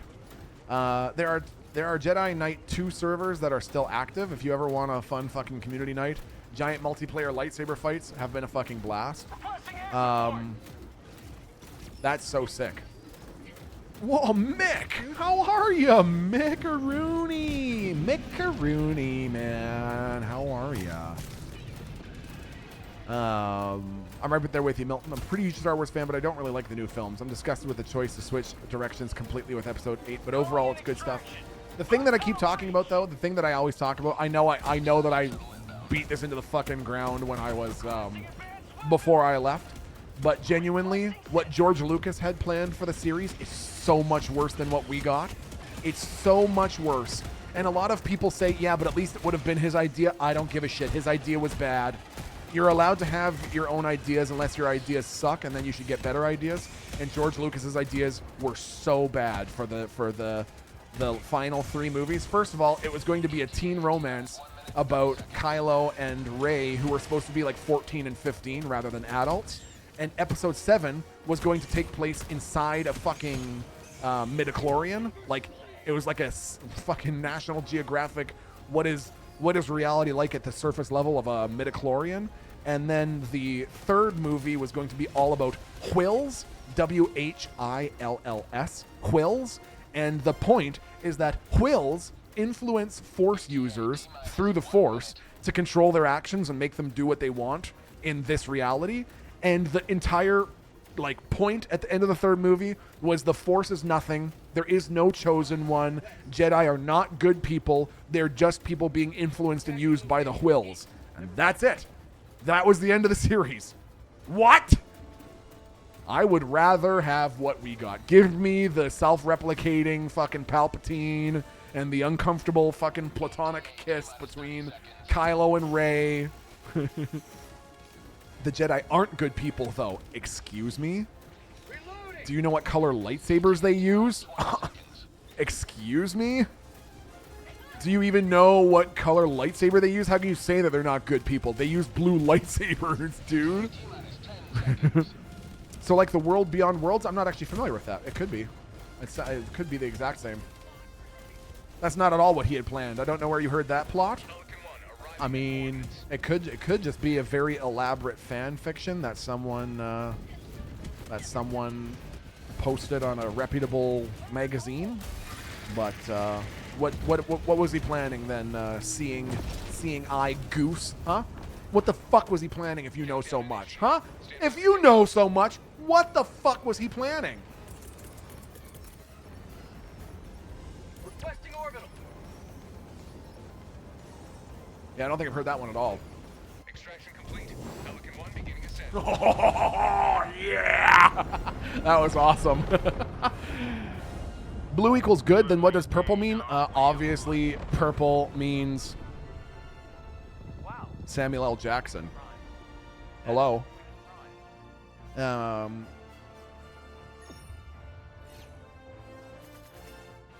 Palpatine cloned himself in the books too. Luke Skywalker visits and destroys his clone facility. That's interesting. Well, what if I can be honest with you? What was Milton hoping was going to happen with Star Wars? I wanted the one where Luke has to fight clones of himself, and they're called Luke and Luke. What series was that? What series? Because apparently it was actually a pretty decent series, but what the fuck was the series where Luke had to fight clones named Luke with like 5 U's and like Luke with 8 U's? That's a real thing. Someone really wrote that. What is that? That was Heir to the Empire. That is nuts. That takes some such big beepus energy to fully write a fucking like whole ass story that is about clones that are just named the original person's name just with more vowels. Okay, I'm saving up for something in particular. I really want this, the expanded weapons bay, but it's a fucking 150 rare samples. So that's what we're working towards. The sequels were going to be about the fight against the Remnant Empire. Darth Maul and his apprentice Darth Talon take over, and Leia trains under Luke. She becomes the chosen one and ends the conflict. That is the actual script George published and gave to Disney. Is that true? If that's true, I will rescind my statement, because that sounds, if anything, that sounds like the last 3 movies, not the fucking nightmare that. Yes, that's right. That's the one. That sounds way better. The sequels were going to be about the fight against the Remnant Empire. Darth Maul and his apprentice Darth Talon take over, and Leia trains under Luke. She becomes the chosen one and ends the conflict. That is the actual script that George published and gave to Disney. Well, that's not bad. That's a better one, but I would say it's still, well, would I like that more than what we got? Maybe. I don't know. Hard to say, man.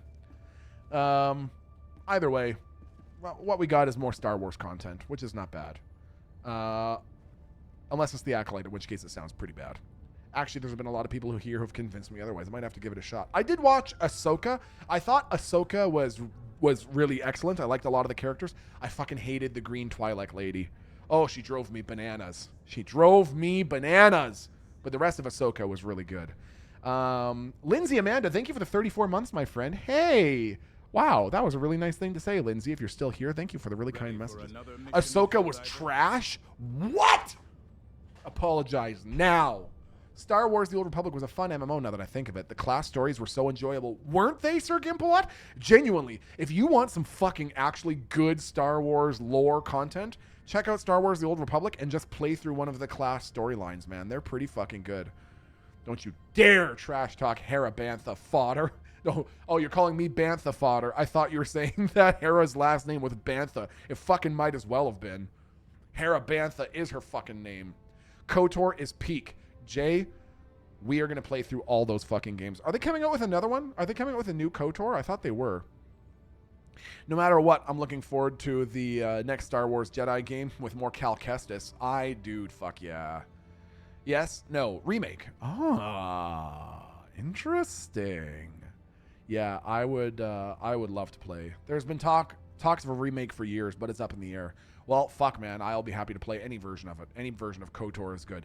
I am not a turn-based player, turn-based game type player, and I fucking loved KOTOR. KOTOR was so good. It's one of the only games that when I was growing up, I played from start to finish and beat the fucking game. I don't usually do that. The Stardew Valley update coming to the Switch soon. Which update is that, Brenda? Okay. Giga Pregnant Mario of Hell. Thank you for the 37 months. This now makes 4.111111, repeating, of course, babies for us. Horrifying. Get away from me. Moosis95, thank you for the 5 years of support, my amigo. Thank you so much. Why not tacos? Ooh, man. Oh, did you hear that? Oh, it was like my stomach heard the word tacos. Oh, give me a second. Oh, I gotta clench. Fight it. Fight it. Okay. Woo. All right. You're going to have to go change my shorts in a little bit. Finally, Lauren, thank you for the 13 months, my friend. Why not taco says, chat, why are you looking cute as hell today? Stop flirting with chat. They're not ready for that, okay? What is that emote? Nullify? It's coming? Dude, that's horrible. Hell yeah, man. Suck that turd back in there. Fuck yeah, dude. Speaking of Stardew, did you look at the crowd control games list? No, Labat. I'm excited to check that out, though. I really want to play some crowd control games. God, that sounds fun. Hey, Lexi. How you doing? Just talking about poopies. I'm going to be visiting your country for the very first time on Friday. We're flying into Alberta. I'm sorry to hear that. But we're going to see Lake Louise, Banff, and a bunch of other shit. My question is, how likely is it that I'll finally get to fuck a Bigfoot?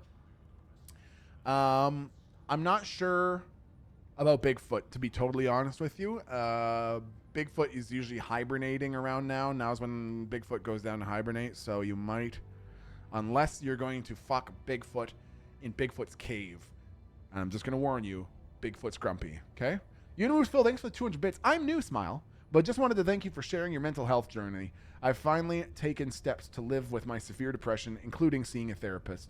I've been making steps and progress at my own pace, and just this weekend I was able to be an officiant for a friend's wedding. You've helped inspire so much goodness and love in the world. Thank you for being on the same space rock as me at the same time, and that goes for all of you lovelies in chat. Wow. Unimoose Phil, that was really nice, my friend.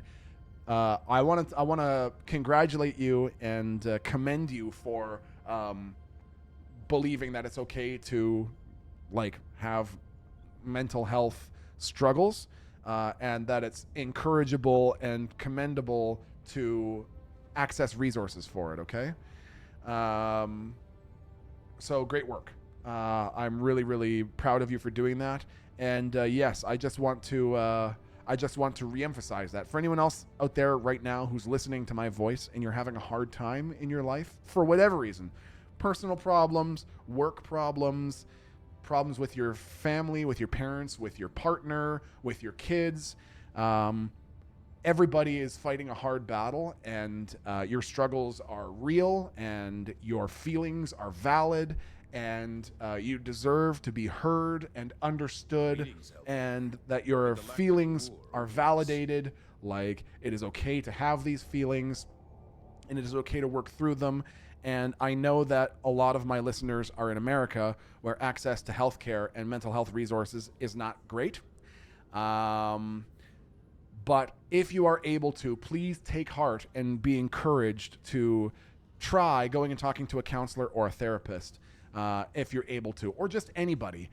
So many people end up suffering in silence, which I think people listening to this right now, listening to the Milton pep talk, I would be willing to bet that so many of you suffer in silence in your lives and are dealing with struggles that people can't even compare to, can't even imagine the sorts of things that you're dealing with right now. And I just want you to know that I love you, and I'm so happy that you're part of this community, and I'm so happy that you're still here on this crazy planet sharing this crazy adventure. It takes a lot of gumption and a lot of gusto to continue carrying the torch every day, and I really, really applaud you for doing it, and I'm really happy that you're here, and I want you to know that things are going to get better, okay? Seriously. Some of you probably hear that and go, yeah, okay, yeah, awesome. A streamer telling me that things are going to get better. Great. But sincerely, things are going to get better. And the way that things are going to get better, the number one ingredient is to just give it time, to give it more time. The universe has a very strange way of working things out. And that, anyways, I'll get off my soapbox now. But that if you're listening to this voice right now and you're at a particularly hard time in your life, and I always find the hardest times in my life are when I forget what it feels like to feel good. You know what I mean? I forget what it feels like to feel happy. I've been feeling not great for so long that I don't even really remember what it feels like to feel nice again. And then when you hear someone tell you you're going to feel nice again, it's hard to believe because you don't even know what it's like. I promise you will. If you've been looking for a sign from the universe that things are going to be okay, this is that sign. This is the universe working through me to tell you that you are good just how you are. You are already enough just how you are, and you are just trying your best, okay? So I love you. Thank you for being here. Let's kill some bugs. Drink some water. Look at how fucking responsible I'm being, drinking agua and shit. You like that Spanish, Jay? Agua. Wow. Twitch Prime. That is a All right. Twitch Prime. ¿Dónde está la agua?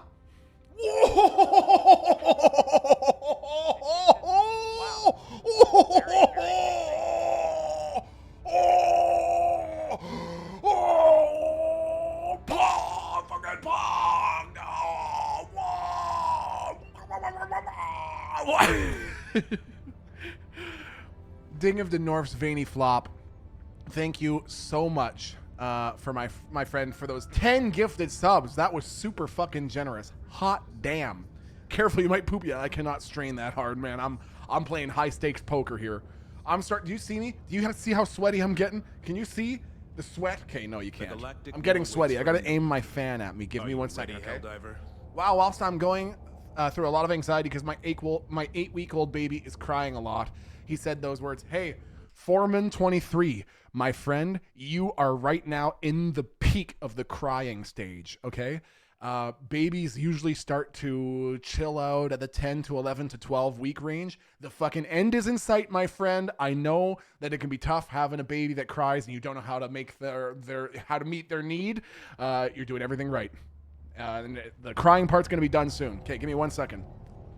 Oh, God, it's warm.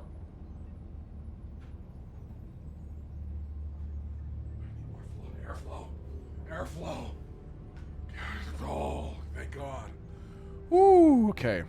That sound the Grudge makes says, Milton, do you remember before your hiatus, you were going to start a meditation YouTube channel? Is that still a plan? It is absolutely still a plan, and it's actually something that I'm actively working on. One of the reasons why I'm not streaming on Tuesdays is because I spend Tuesdays doing a lot of behind-the-scenes content stuff. I'm working on a lot of things. I'm working with my lawyer to set up some really exciting stuff and make sure that it's all legally, our T's are crossed and our I's are dotted.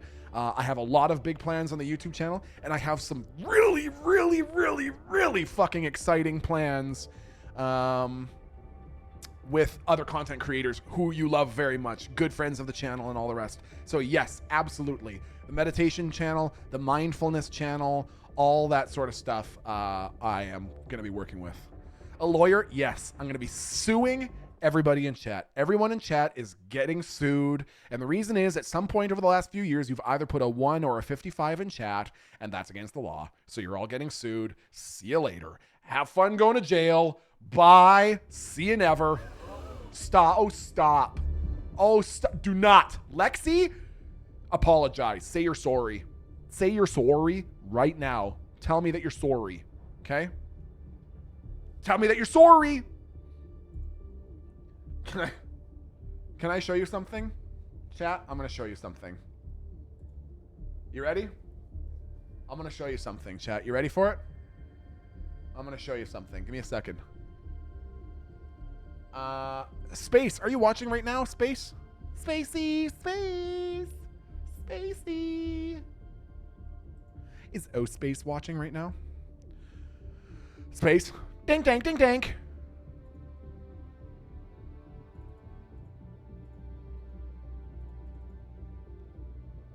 Okay, give me a second. So if I do this, and I do that, and then I go, damn it. Well, maybe I can't, chat. Maybe I just can never show you this thing.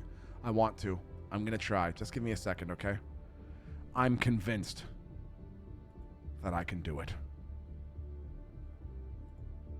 Media player. YouTube, etc. No, I don't want that.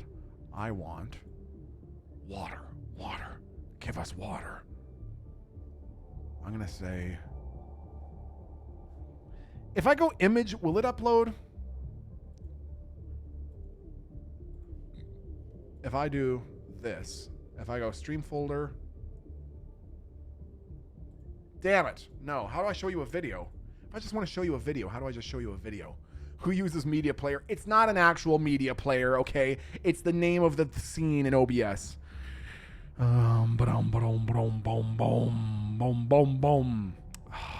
Where? How would I do it? I want to show you. I want to show it to you.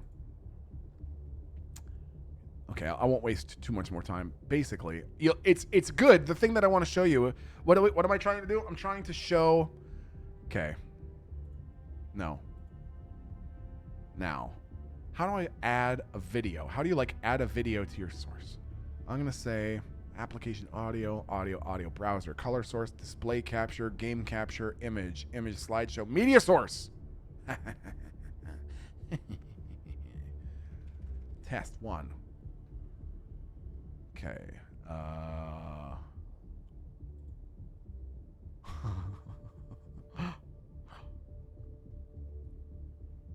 Now, the only thing is I'm gonna have to Choose where to join your fellows. Shut up. Okay, there we go. And then if I go like this, aha! What if I do this? Do you feel that? The call of thunder and Where's lightning. the audio? No! Lord, not Damn let it! me him. Oh! I summoned you back from. Doesn't work. There's no audio. Why? Why is there no audio? Oh, you can hear it? You heard it? Oh, I didn't hear. Well, it's gone now. Now we're not watching it. Now we're not watching it. It's gone. Bye. It was loud as hell. Well, god damn it. It's very loud, lol. Well, shit, man. Okay, I'm going to just remove that. Delete it. Goodbye. It's getting deleted, chat. You're never seeing it again. Remove. Bye. Get out. It's gone now. Can't do it now. We heard it loudly. I know. I just wish there was a display capture. I just want to do a display capture. Oh, I see. Window capture. No, that's not what I want. That's not what we want. Okay, hold on. I'm going to try one more thing. Because there's 2 videos that I want to show you, okay? Stream folder. Why are you showing me my shit like this? I want to see like that. Thank you. Okay.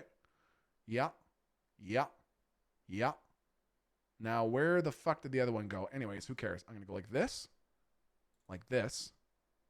Okay. And then if I go like this and I change window capture to... why? I was so sure that was going to work.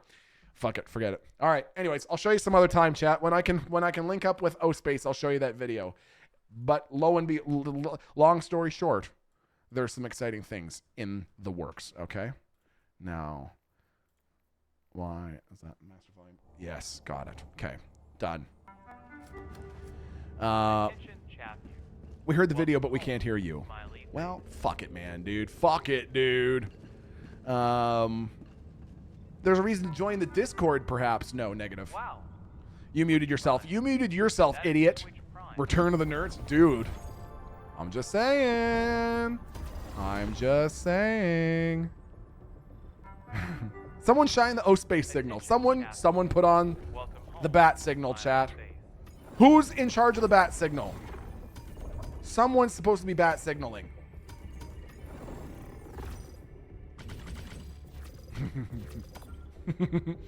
What the fuck? On my birthday, Milton? Bro. Chat? You know, the thing is, you're talking shit. But I'm looking at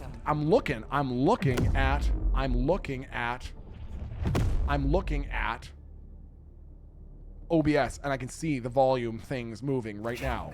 Right now, okay? Hey, Wonder Boy, for real, because you're going to be in the area, if you can, do go and check out Jasper. Jasper should be right around where you're going to be. And Jasper, in my opinion, is probably the most beautiful place I've ever been in my life. It's literally probably the most beautiful place I've ever actually seen with my own eyeballs. We're going to go with that one for now.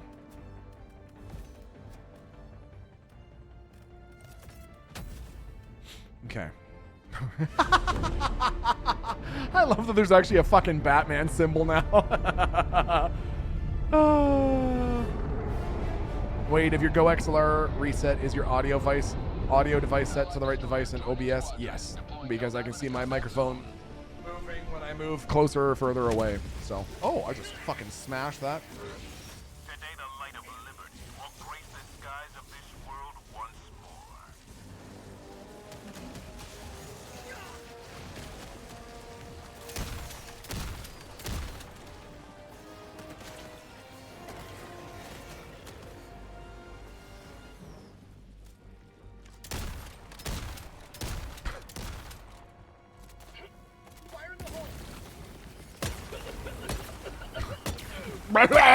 Oh, this tank, dude. Oh, this hot box, this bug hole, dude.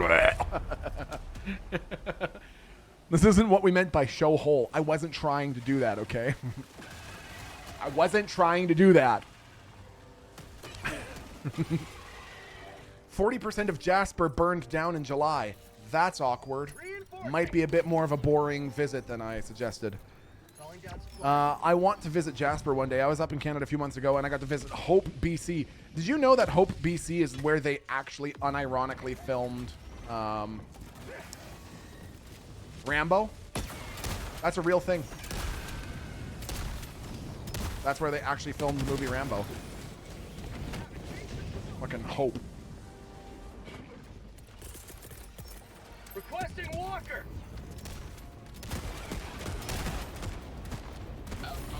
I got pictures in front of the Rambo statues, man. It's why I went. Really? That's fucking amazing. Oh, that's so fucking cool, man.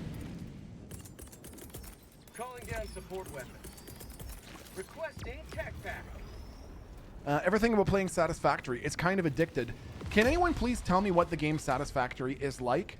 There's so many weird... I know that I'm such a bad gamer that way, but the totally honest story is that I have not seen a single second of gameplay of Satisfactory. I don't know anything about it. I don't know anything about Satisfactory. I don't know what the point is. I don't know how you beat the game. I don't know what the, like, gameplay loop is. It's a factory builder simulator. It's an engineer's wet dream. It's a factory building game. I mean, that's kind of fucking cool, dude.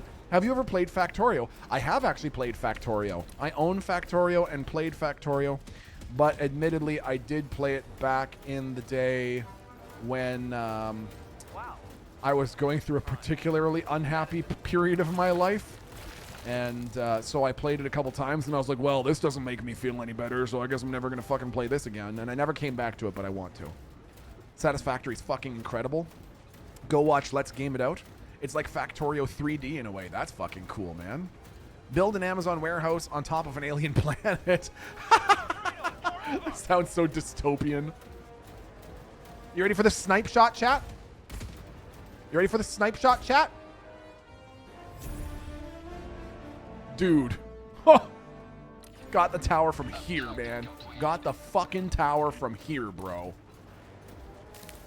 I'm just that good. Just that talented. What a gunner, right? This water's deep. Oh, we're okay. Will Beepus Beepus ever return to Final Fantasy XIV? Oh my god, dude. Oh my god. You know, I would say that my dream is that we would be able to, I would say that my dream is that we would be able to all create some Lalafells in Final Fantasy XIV and play together. But, God, Final Fantasy XIV, for being such a good fucking game, is so user-unfriendly. Oh my god. Just getting going in that game is like a fucking mystery, man. It's a... Whoa. Foundry is another factory sim game like Satisfactory. The difference is Foundry has infinite randomly generated fully destructible worlds like Minecraft. What the fuck? Foundry. I'm going to have to remember that. Okay. Chat, saying it's co-op won't do anything because Milton doesn't do that. I actually do play co-op. The difference is that I just play co-op with people that I actually like. So... Kobe! Oh, three-pointer! Get fucking dunked on, dude. Chat, come on. That was a good one. Why are you decoloning? That was a good fucking... That was like a good one, man. What the... Come on. I'm not going to apologize. You apologize. If you're sorry, you say sorry on my behalf. Okay? If you're sorry, you say sorry on my behalf. Are you actually sick or just sick of chat's bull crap? No, I'm the one that's full of bull crap in the physically painful way. Oh, my tum-tum-tummaroony. Did you... Oh, my God. Faded Kingpin. I need a refund because you're a mean frick. Code J92. There are no... Oh, I can't get into... I have to carry... I can't carry it in my mech suit? Really? My mech suit doesn't fit a fucking SSD hard drive? What does SSD stand for? SSD is solid state drive, right? What would SSSD stand for? Package acquired. Solid state shit drive? Super soft dicks. Ew. So if it's super soft dick, then SSSD would be super soft squishy dicks. Yeah, I really can't carry it. Okay. Well, we got to do what we got to do, chat.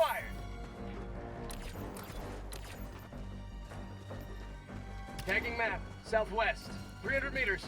Or am I supposed to... Oh, I see. I see. I need to bring it there. Dropping a pin, southeast, 300 meters. Okay. Super soft dookie. Secure solid state drive. Oh, is that what it is? Solid snake state drive? I don't think it's a solid snake state drive. Milton's teammate is doing all the work right now. I'm literally carrying the objective in my fucking hand while my teammate has not moved more than 10 feet away.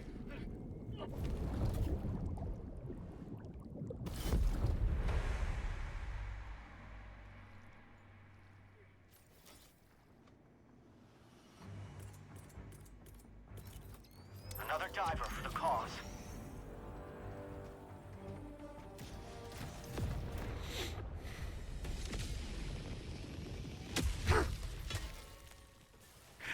Joining the fray. If you don't mind me, chat, I think I'll go and pick up that hard drive. Feels like a failed mission there. No, it's not a failed mission. I just have to go back and get the goddamn drive, okay? It's not my fault that Helldivers are trained in how to operate multi-fucking megaton nuclear weapons and an entire fucking arsenal of futuristic anti-bug, anti-robot weaponry, but never learned how to either design a fucking suit that has floaties or how to do the breaststroke. Whose fault is that? Huh? Kiki will happily teach any of you how to do the breaststroke. Enthusiastically. Okay? Fucking teammate just hanging out of the objective place. For Pete's puss, man. There was a bug when the game launched where if the drive was dropped in enough texture bullshit, you couldn't pick it up. Rough, dude. Fucking rough. Miss me with that. Miss me with that. Kiki would be an amazing Helldiver. Kiki was made to either survive an apocalypse and survive by drinking out of people's fucking skulls, or swinging a great axe back on some battlefield. Helldivers, haven't played this in a minute. How is it now? Dude, magic sword? Seriously? So I am rank 113. So I've played a little bit of the game, and it really went through some rough periods. It really went through some rough periods where they continued to nuke all the weapons into the ground. But Aldreth recently, one of the community members recently recommended that I check it out again. They just released a huge buff. They buffed all the weapons back to their pre-nerf state. God damn, dude. Oh my god, it's so fucking good. They have unnerfed everything, and dude, it's so fucking legit, man. So, if you're into it, I'm telling you, play it. Okay. Where the hell's it? Just magically spawns back in their dumpster bin? That's a load of fucking baloney, man. Package acquired. Oh, my tongue! Oh, mercy. Mercy. Get this evil out of me. Okay. The Bonk King. Oh, my God. Ow. Ow. Ow. Ow. Did you just call in your fucking friends? Did you just call in your fucking friends? Yeah? Enjoy some gas, motherfuckers.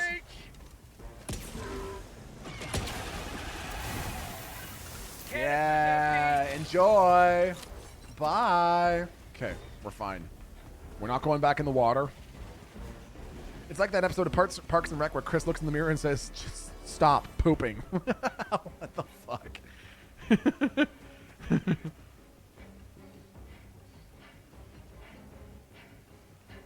I wish Chris Pratt was a better person IRL. I don't know why I care. Man, isn't that the case with lots of famous people? You know, I try to be pretty mindful about how I talk about people in general on this channel, because there's a lot of not nice things that a lot of people say about other people. And not everyone needs to jump on the wagon of saying not nice things about people. But do you want to know someone for whom I struggle a lot to find a redeeming thing to say about them? Ellen DeGeneres. Did anyone watch her special that she just came out with? She just came out with a Netflix special like literally yesterday called For Your Approval, which is so like catty.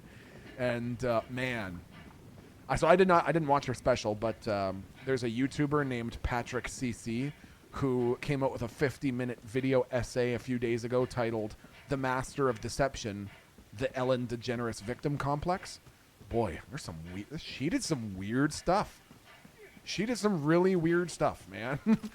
Watching her grill some of her guests is really uncomfy. Gives me the yuckies. Dakota Johnson will always be famous for that interview. That's her fucking name. So Ellen DeGeneres interviewed Dakota Johnson, and Dakota Johnson had recently had a birthday party, and Ellen's like, "So Dakota, why didn't you invite me? Why the fuck didn't you invite me to your party?" And she's like, "Actually, I did, Ellen." And she's like, "No, you didn't."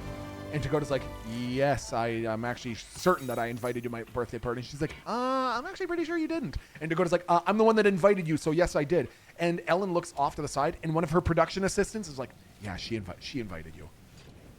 And Ellen's like, "What? Well, why? What was going on? Why didn't I go?" And the production assistant's like, "Oh yeah, you had that thing, and the party was in Malibu." And Ellen's like, "Oh yeah, I mean, if the party's in Malibu, I'm not gonna go to Malibu." I was like, what the fuck? It was so uncomfy, dude. Ellen, come on, Ellen. Stop doing famous stuff. Stop trying to be a comedian and just come play Helldivers. Kill some bugs. Get it out of your system. Spread some democracy. Manually realign the tower. Okay, so it is currently there. It needs to be there. So it's going to have to go to the upper. It's going to have to go to like 2 p.m. Ellen is so Kiki-coded. Ellen feels like the real-life Kiki. Okay, you know what? I think Labat is here right now. And I got to tell you, Ellen is not as much like Kiki as the woman who stars in the new HBO series by the maker of Tiger King titled Chimp Crazy. If you have not seen it yet, chat, you need to go and watch the show Chimp Crazy. That is Kiki Chanel. Kiki Chanel is Chimp Crazy. Is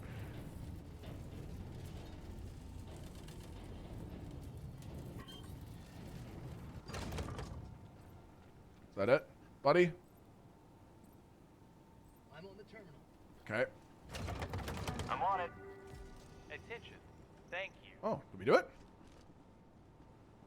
Marking location. Cancel Oh, that. North nailed that shit. See that? See how much I predicted that shit? That's raw skill right there. Can we do a Discord watch party of it? Oh my god, dude. That's such a fucking good idea.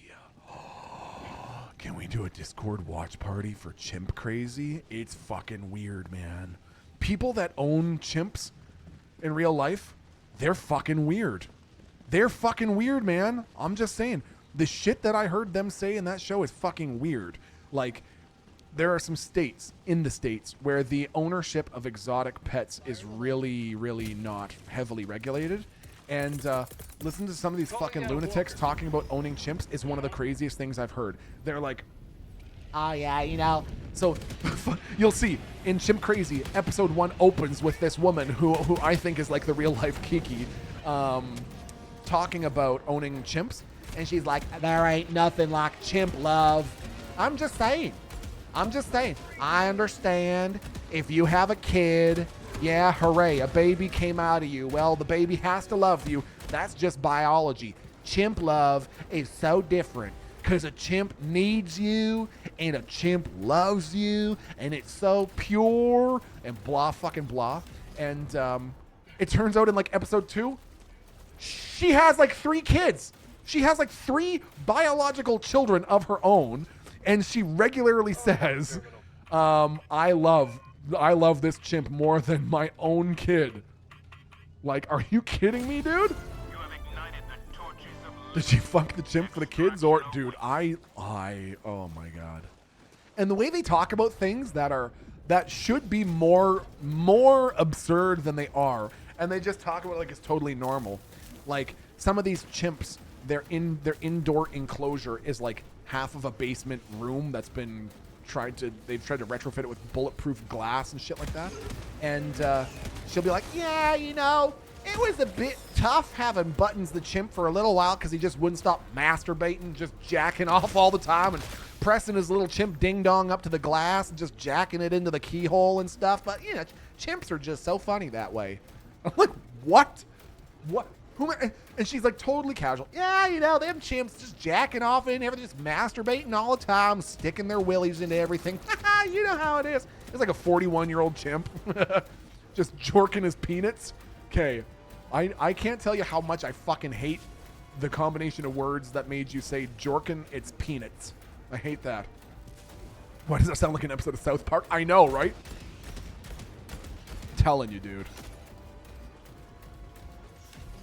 Uh-oh. Calling in reinforcements. How the fuck did we find the only story that this fits this emote exactly? I never realized how absolutely on the fucking nose that is. Oh my god. Have a taste of democracy. You want some democracy? Got some democracy for you. And for you. Found something. And for you. Reinforcing. What do we have here? Super creds. Come get your super creds. Reinforcements have been launched. Oh, yes. Oh, my God. Okay. So that is one of the other weird fucking things. Labat says the most absurd thing to me is that she is so distraught that these chimps are in poor health. And yet she's feeding them McDonald's kids meals. She literally is. Like, dude, Aaron and I worked so fucking hard to give Hammernuts the exact diet that he needed to be in his best gut health. Like, there was a period when we were still trying to figure out what his pancreatitis thing was. There was a prolonged period where we were feeding him, we would blend up like raw eggs and extra lean raw pork with like artichoke hearts and shit like that, just to try to give him the healthiest stuff we could. And then when we found out that all he needed was like vet prescribed extra low fat like gastro-friendly food, it was perfect. His gut health was really good after that, and well, up until the end, and that was that. But it just blows my fucking mind when you watch this show, because you want to know the cost of a chimp? You want to know the cost of owning a chimp in America? You got to go through some pretty dicey channels to get one, but a baby chimp is about $65,000 US. So to think of buying a fucking pet, which it sounds weird to call it that, to think of buying a pet for $65,000 and then being like, I don't know why it's unhealthy, I'm just going to give it another quarter pounder with cheese.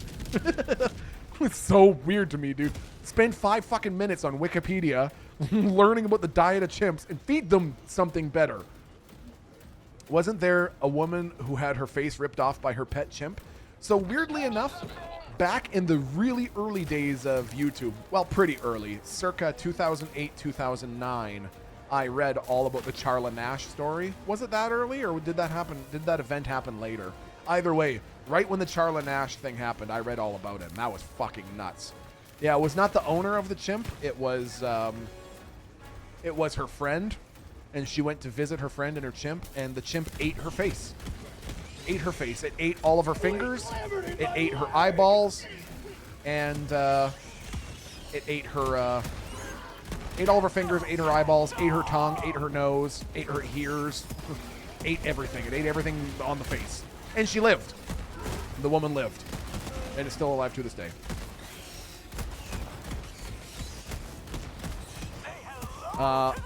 Another great reason in my catalog of reasons to not try to own a fully grown fucking chimp. I would not want to live anymore after that. It's gnarly, man. It's hardcore. It is quite harrowing. Calling in reinforcements. And then it's just really weird. Like one of these crazy chimp owning folks at one point is giving like a tearful address to the fucking crowd, whoever's listening, and because she's so desperate to have chimps, to own them, to experience this chimp love, that she's like, listen, if any of you out there have a pet chimp or a baby chimp and you want it to live like royalty, just get in touch. She's like 70. She's 70 and like weeping bitter, crazy tears because she desperately wants someone to give her a baby chimp. I'm like, that's not normal. That's not normal. You don't need a baby chimp. You need therapy and a fucking break.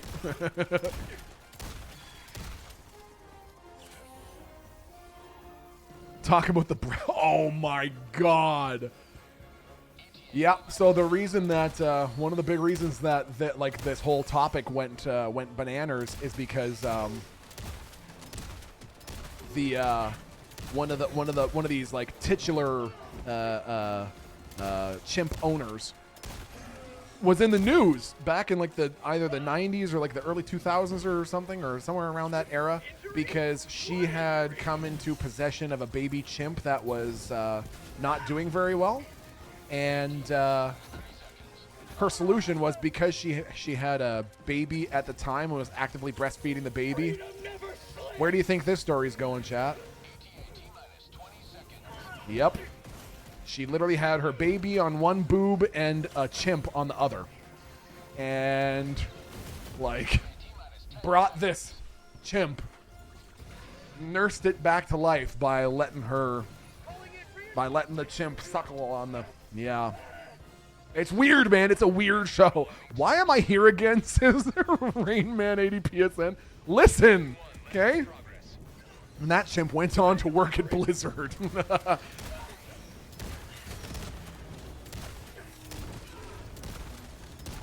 Woo! Give me my samples! Give me my samples! Ah! Give me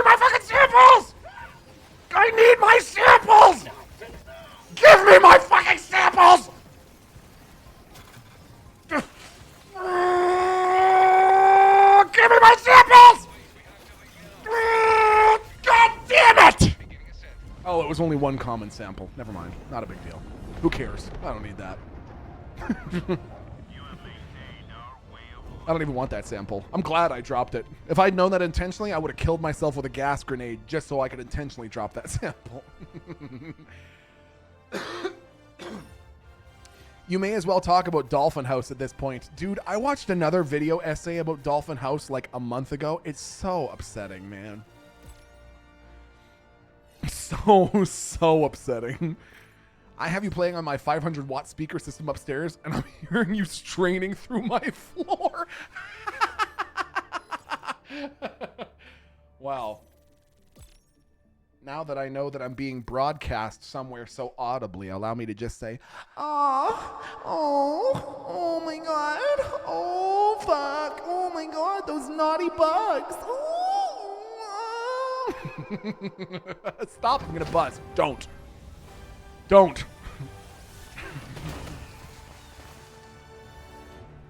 I have surround sound, and let me just say, all my neighbors heard that.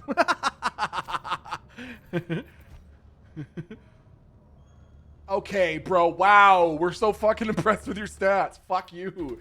Fuck off. You're not impressive. I'm not impressed with you. I beat Milton in every single statistic. Whatever. I drowned in a lake. It wasn't even a lake. It was like a 10-foot body of water. Talia, thanks for the 100 bits. Hey.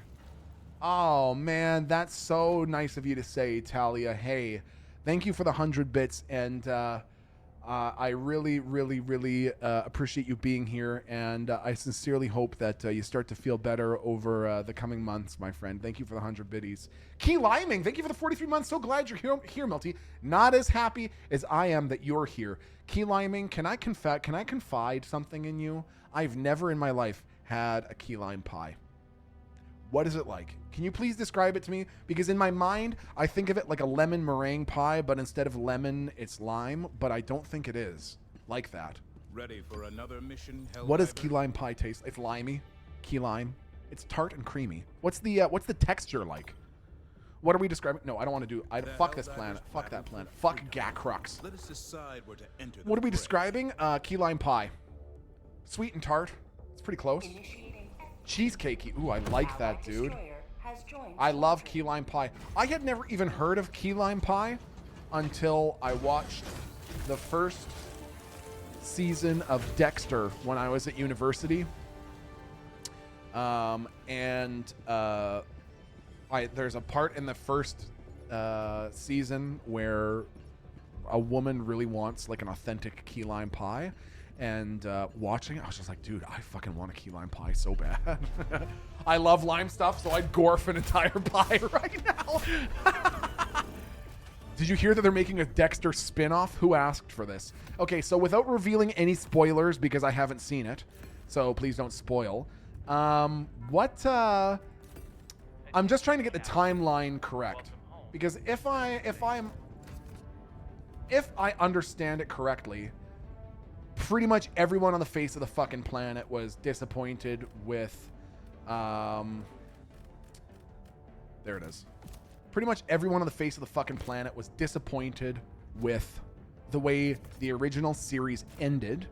And then I was under the impression that they came back to try to finish it again. And then I heard that like their revamp was also not good. They were like, we're going to come back. We're going to fix it. You're going to love it. And then they came back and it was also bad. Is that true? Is that a fair assessment of what happened? They're making it because New Blood, like the finale was so bad. Oh, really? The finale was ass. It was good up until that point for New Blood, but the finale ruined it. No, really? Oh, man. The new spinoff is a prequel of Young Dexter. The show had so much promise. I probably watched the first 3 seasons, and I thought it was pretty good. But I didn't finish it, so I was disappointed to hear that it was no bueno. What are you shooting at, you lunatic? Drops off hard after season 3, just like the books. Interesting.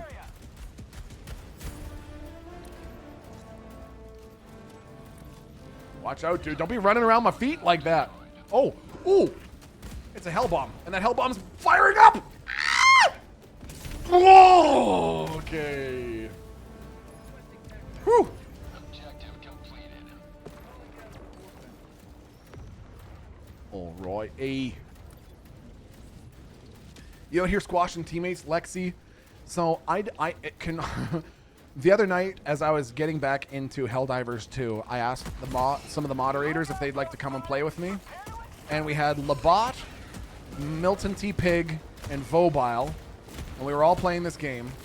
And I think over the course of like 3 missions, I probably stepped on my teammates at least 9 times. I didn't even realize at first that you could squish your teammates in a mech. Yup. They patched that into the game. You have to watch where you walk. I've squished at least 9 teammates in this fucking thing. 9 times.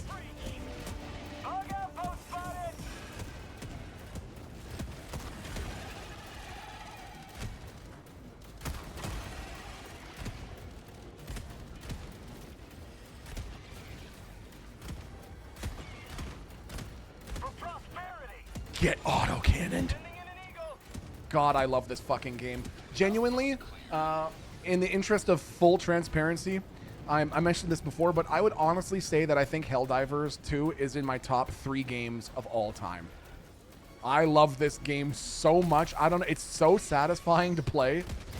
The gunplay is so satisfying. I love that it's co-op. It's got a real satisfying grind to it. There's so many different weapons to unlock and shit like that. Oh, maybe they want to get stepped on. Don't. Milton T. Pig says, you pinned me under the ship the last time we played. Is that because I just gave you a very loving butt stroke? No, that's not. I'm talking about with my weapon, okay?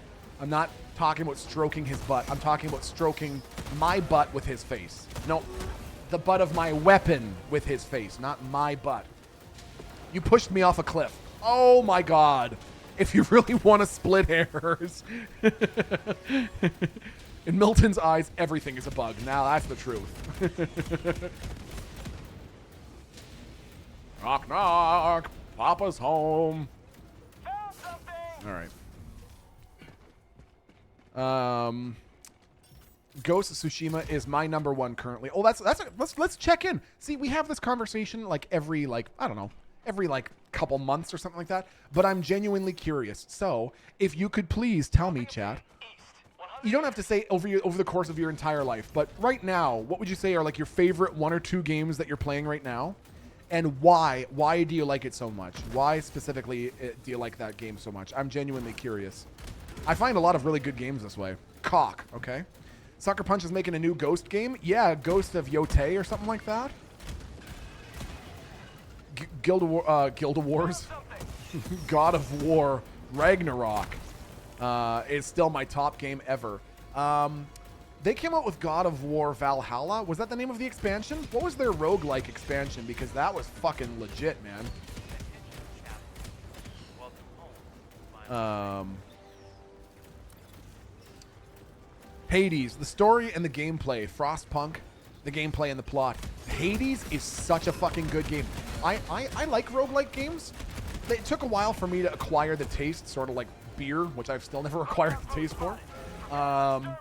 But I thought Hades was fucking great. I really hope that Hades 2 ends up being as good.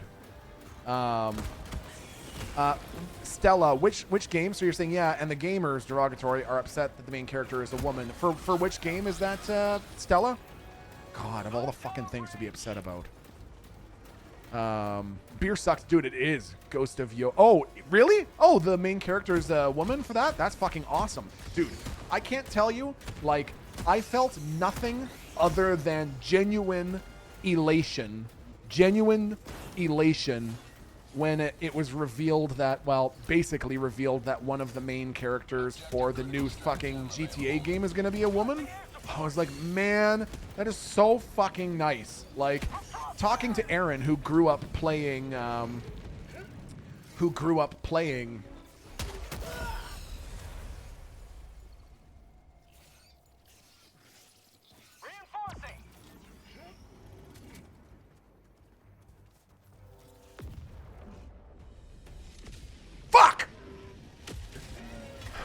who grew up playing GTA. Loading the fray.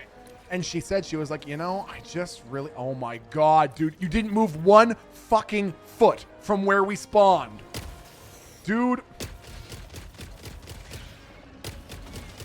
I gotta run all the fucking way back. Oh, now you're running. Thanks, dude.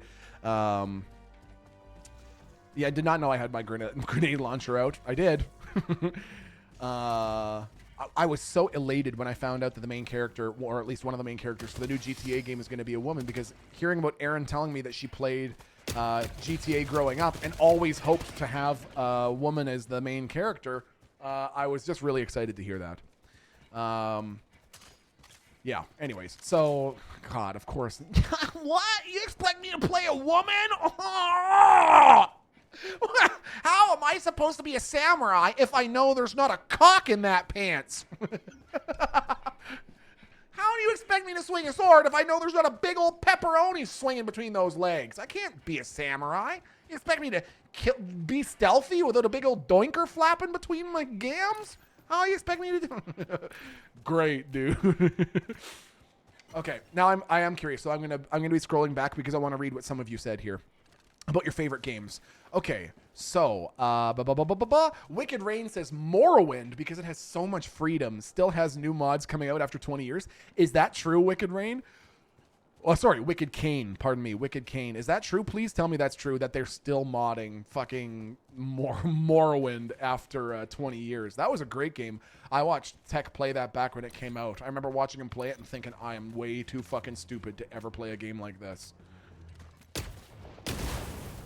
Okay. Elden Ring, Baldur's Gate 3, and Magic the Gathering. Very interesting. Oh.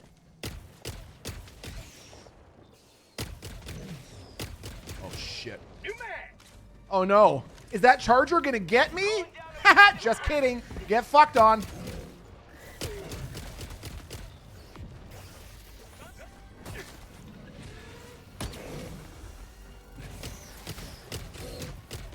What you gonna do? Ouch. Don't do that. How about a nice cup of liver tea? Okay, I want that rare sample. We got to get that sample. Okay. Oh, this is an interesting answer here. Okay. Puffy Cloud Person says Palia because decorating. I still have not played Palia. I kind of had a perhaps naive hope back in the day that Palia would end up being like a game that we could play as a community, but I don't know if it ended up being that kind of a game. Can anyone confirm whether or not that's true? I don't know if it would work well for that. Been in a bit of a rut. Been playing an indie game called Night Raider ever since the dev pushed a big update recently. Interesting. Okay. Zelda Breath of the Wild for me. We got to play those games. We got to play the Zelda games on stream. I've still never booted them up. I own them for the Switch, and I've never even turned them on, so we're going to have to do it sometime, okay? What else have you been playing? Labat says, oh, the Marvel vs. Capcom Fighting Collection. These games have not been available for over a decade plus, and some never released in the States. 8 fighting games in one. Also, Dale and Dawson. It's Among Us in the office setting. Great for RP. That's actually pretty fucking fun. That would be fun, dude. I can't wait to play Driving Through a Crowded Beach Simulator as a woman. Oh, are you talking about GTA? Yeah, dude. Jay says, I've been in a funk for currently for single player games. I want to get into one, but it's overwhelming finding one and sticking with it.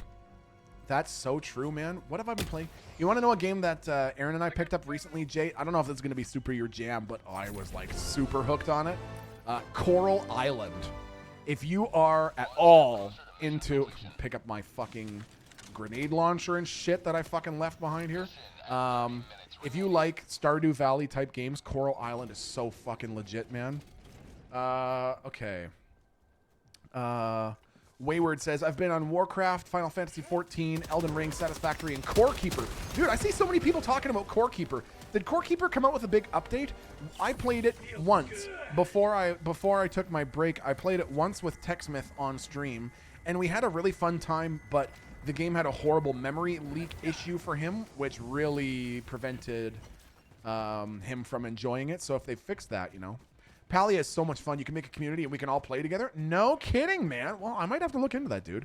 Paleo was very promising, but it's been in beta for a year and it hasn't evolved very much. Oh, that's too bad. Come on. Come on. Do not turn into Star Citizen, please. Just release your fucking game.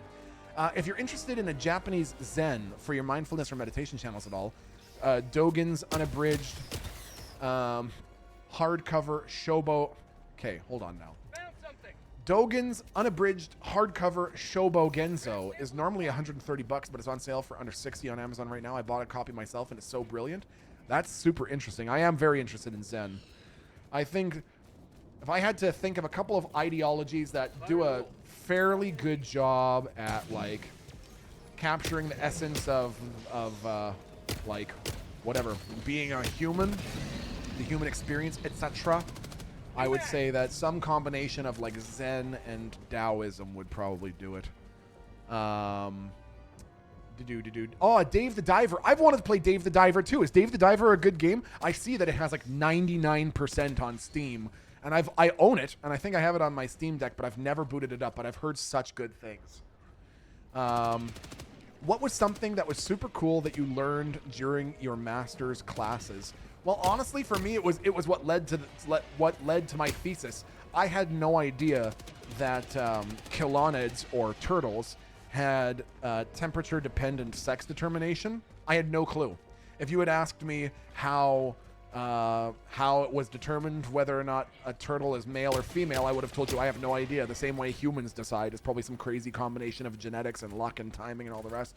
Learning that it's literally the temperature of the sand that determines the gender of the baby is that was so crazy to me, and really made studying climate change interesting, and a whole lot of other adjectives as well. If you like Stardew type games, you may like Fields of Mistra. I've never even heard of it. Turtle Dick's going bye-bye! I got the terminal! Here, Daddy'll take care of it. B2.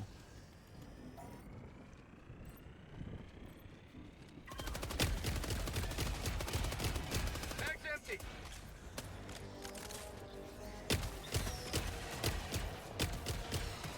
Oh, fuck. Reloading. Requesting Oh, walker. fuck, dude. Oh, fuck, dude. Yeah. Give me the goods. Give me the goods. Give me the goods. Up. Oh, that was a sick mount, dude.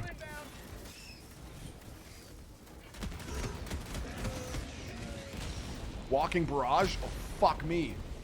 You psycho. What's wrong with you? You crazy? Any new conspiracy theories that you've been looking into, Milty? There's one that's kind of weird, and I don't really know what to think about it. Has anyone ever heard of the company BlackRock? Anyone heard of that? BlackRock?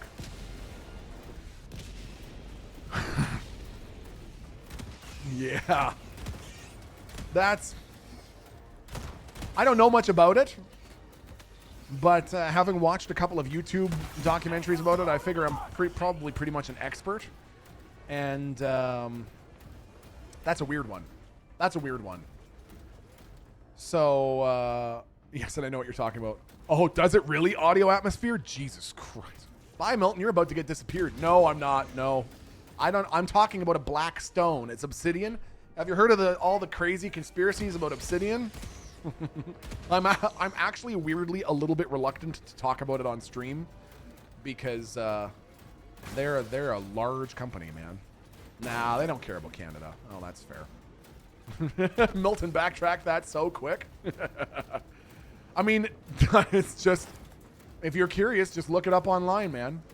It's just nothing but a cool little company worth 10.7 trillion. That's it. That's all it is. Like, it's not even a big deal. Let's not get bent out of shape. Who hasn't had their own little startup that's worth 10.7 trillion? Really? All right. Everyone's been there. I've been there. You've been there. Everyone's owned a little company worth $11 billion, right? Just a small potatoes company. Yeah, man. Let me think if there's been any other interesting conspiracy theories lately. Well, have you heard of any, Chad? Have you heard of any interesting theories lately? Tell me all of them, and I'll debunk them for you. I have a trilling laying around here and there. Who doesn't, man? Who doesn't have a cool trill here and there?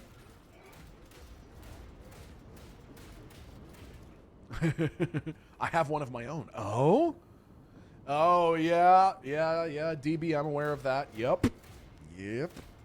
Have you heard the theory that aliens are actually fourth dimensional life forms that dip into our dimension from time to time? That's honestly one of the things that I think really explains well. Oh, my tongue. Ooh, give me a second here. Clench, Milton. Ooh. Okay, I clenched so hard I completely lost my train of thought. Oh yes, fourth dimensional life forms that dip into our dimension from time to time. The reason that I've heard that is because when you hear people describe what it was like when they saw whatever UFO they saw, they always say that it looked like a strange shape and that it doesn't fly away. It's not like they see it descend from the clouds and then, fly away with some afterburner. A lot of people will describe their UFO sightings by saying that it appeared to be a strange shape that looked like an iridescent cloud or something like that then formed into an incredibly bizarre shape that moved in a really weird way and then grew smaller before it turned into a point and then disappeared.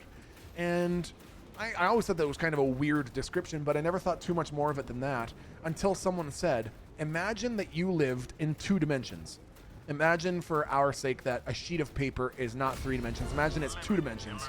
You live on a sheet of paper. You're a 2-dimensional creature. And a 3-dimensional sphere passes through your 2-dimensional plane. What would you see? You'd see a strange little point. It would get wider and wider, and then it would start to shrink again into a point, and then it would disappear. So the theory is that when people are describing these really, really strange UFO sightings and behaviors that don't make any sense, it could be what a 4th-dimensional shape would look like as it's passing through 3 dimensions. Which is that's some weird shit, man. That makes my monkey brain do the hunga bunga. What about being demons or angels? If I'm being totally honest with you, and I'm a spiritual guy, I'm a very open-minded. I think of myself as a rational and epistemological person. I'm a very spiritual guy. I do not buy the angels and demons rhetoric.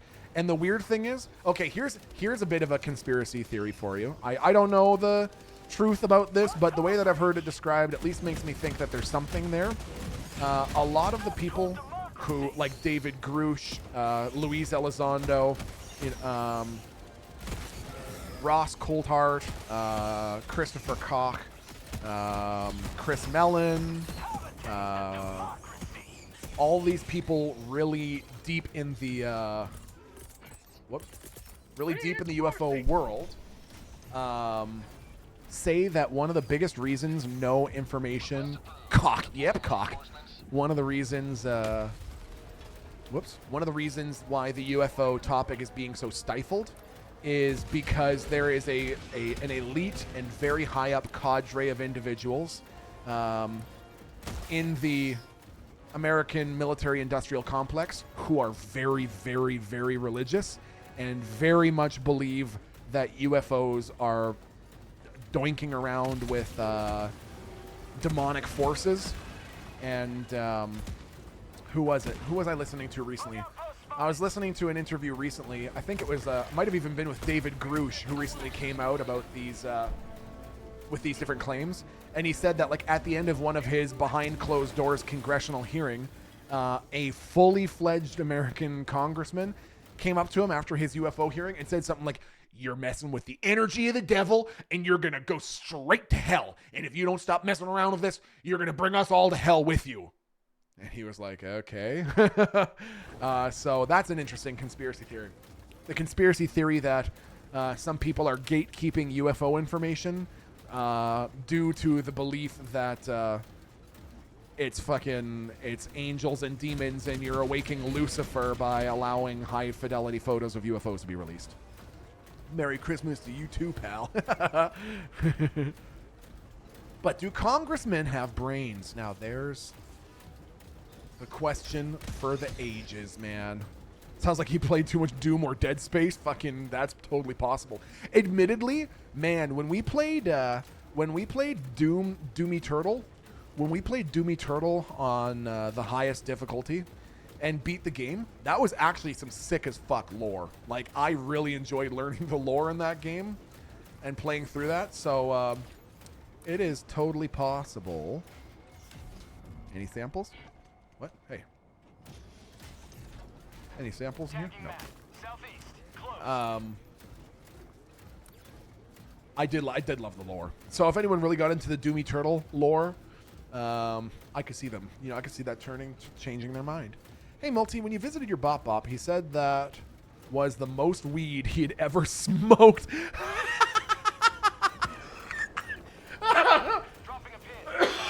When you visited your Bop Bop, he said that was the most weed he had ever smoked in his life. Yeah, that sounds about right. That sounds about right. Have you ever seen the clip of Snoop Dogg at like a concert or something? And he's sitting on or maybe he's in like in a back room somewhere, and he's sitting with a colleague, and he's smoking a joint, and he passes it to his friend, who takes a hit and then puts the joint off to the side, and then Snoop Dogg is already handing him another joint. That was definitely what it was like for Tech. I don't know why. Tech and I are at absolute opposite ends of the tolerance spectrum. I could probably smoke like a half-gram joint by myself and just have a nice little bit of a buzz. Just feel a nice little warm fuzzy. Tech can have like 2 hoots off of a joint, and he goes into like, huh? What? How long have you been here for? So yeah, I brought a bunch of our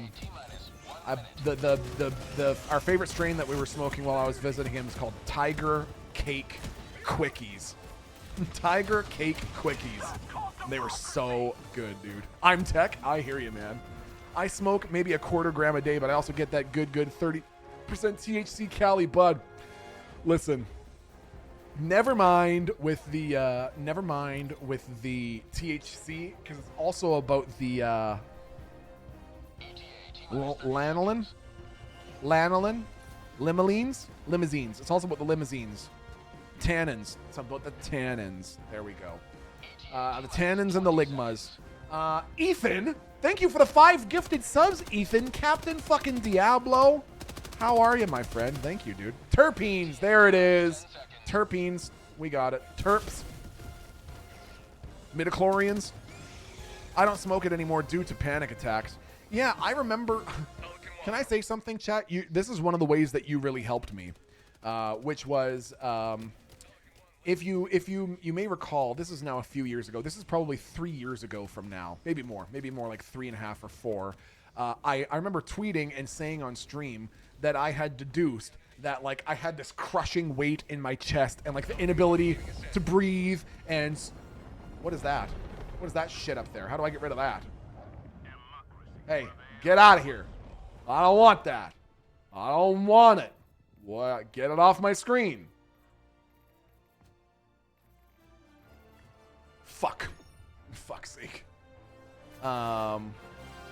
Anyways, so I was telling chat, oh yeah, you know, I'm having THC withdrawal because I'm having like night sweats and crushing weight and feeling like everything is going to collapse all of a sudden, and that my entire life is going to fall apart and everything's going to go horribly, and it just feels kind of like I'm having a heart attack, and I'm just really worried about my health and if I'm going to be okay.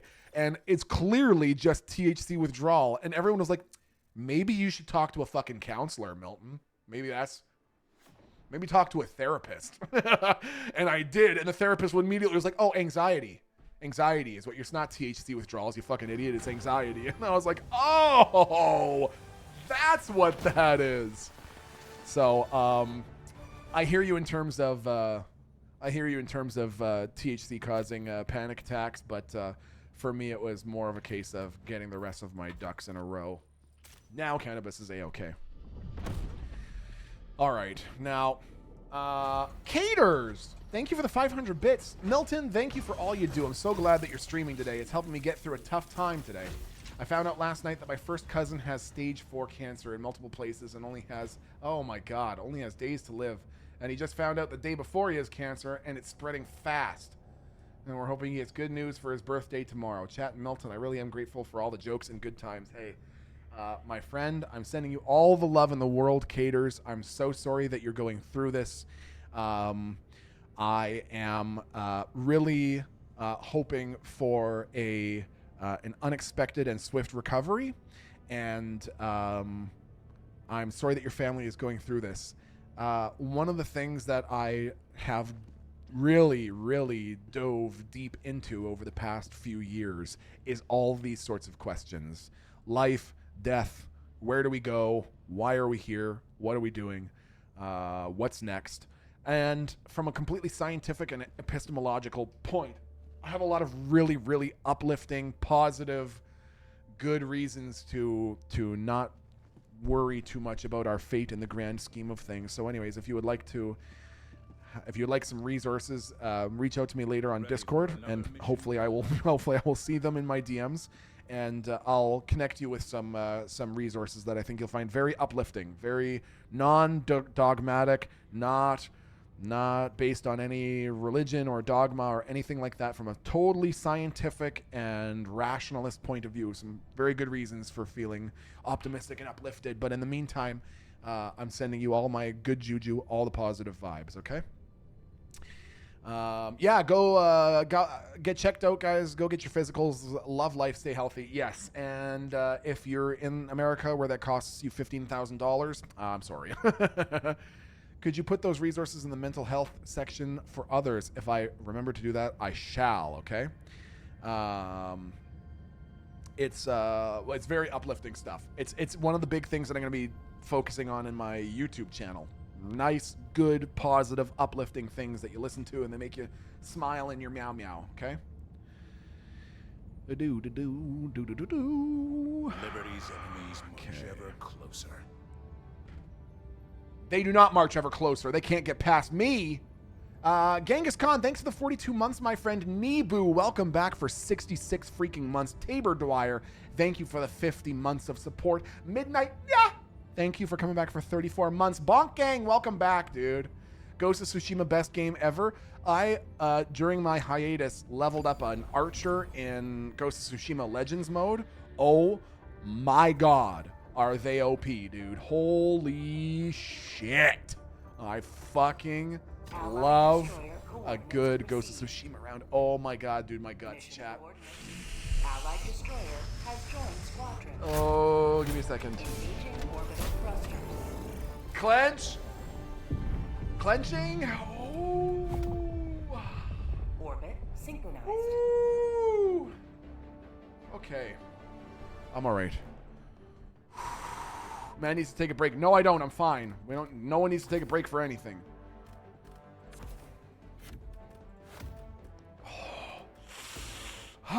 Fight it, Milton. God damn it, the galaxy needs you. Okay. Plus, now you can get your prostate checked by blood work instead of a cold stranger finger up your butt, which is great because my primary care doc has knuckles like walnuts. What the fuck did you just make me read with my own goddamn eyes, man? For fuck's sake. Mr. Teabag, cheers. Cheers.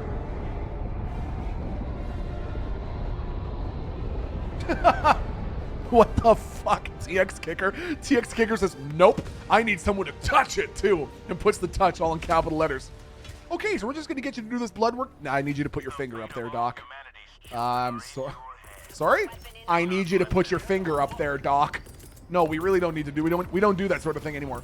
Listen, your finger is going in my bum. You decide if we end up in the newspaper tomorrow or not. Okay? Sorry, Doc. The pants are already off. Once these pants are off, they don't come back on until there's a finger up that bum. I need the tactile sensation. In order for me to feel the most confident, I just really need the physical sensation. Use 2 fingers this time, Doc. Can you stop? Can you stop? Who hurt you, chat? Who made you this way? Who made you this way? Get to working, Doc. You signed up for this.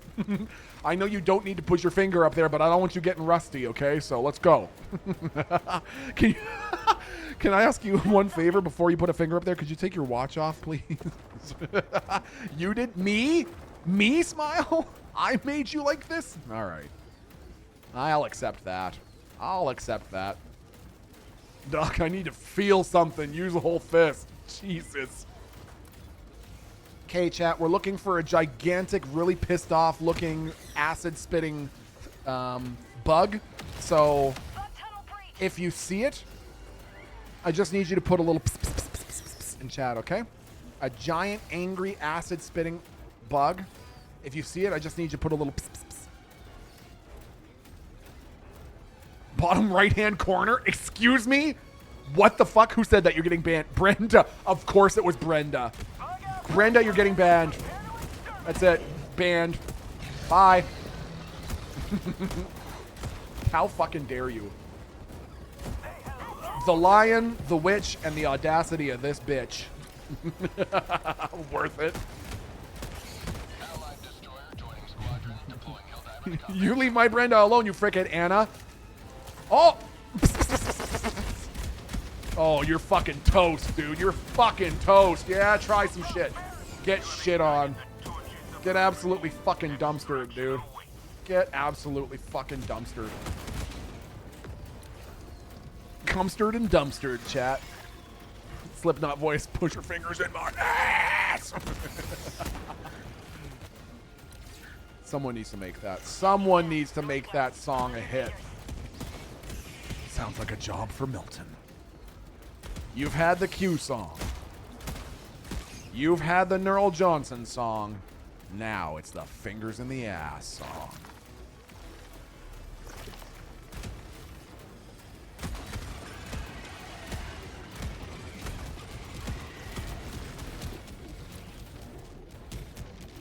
Nice. Easy. That's it. Oh, my Tom. The contractions are coming closer together, chat. What does that mean? What does it mean if the contractions last longer and are closer together? What does that mean? I forget my training. Ooh.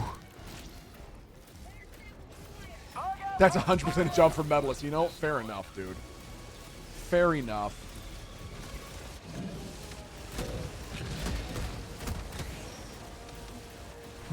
It's a boy!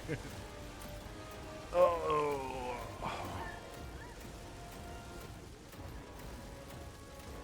To the tune of Bubba. In the ass, your whole fist. Every morning up with the sun. Oh yeah, in my ass, in my ass, in my ass. You know I like to push a big one. And mama thinks it's fun. Don't.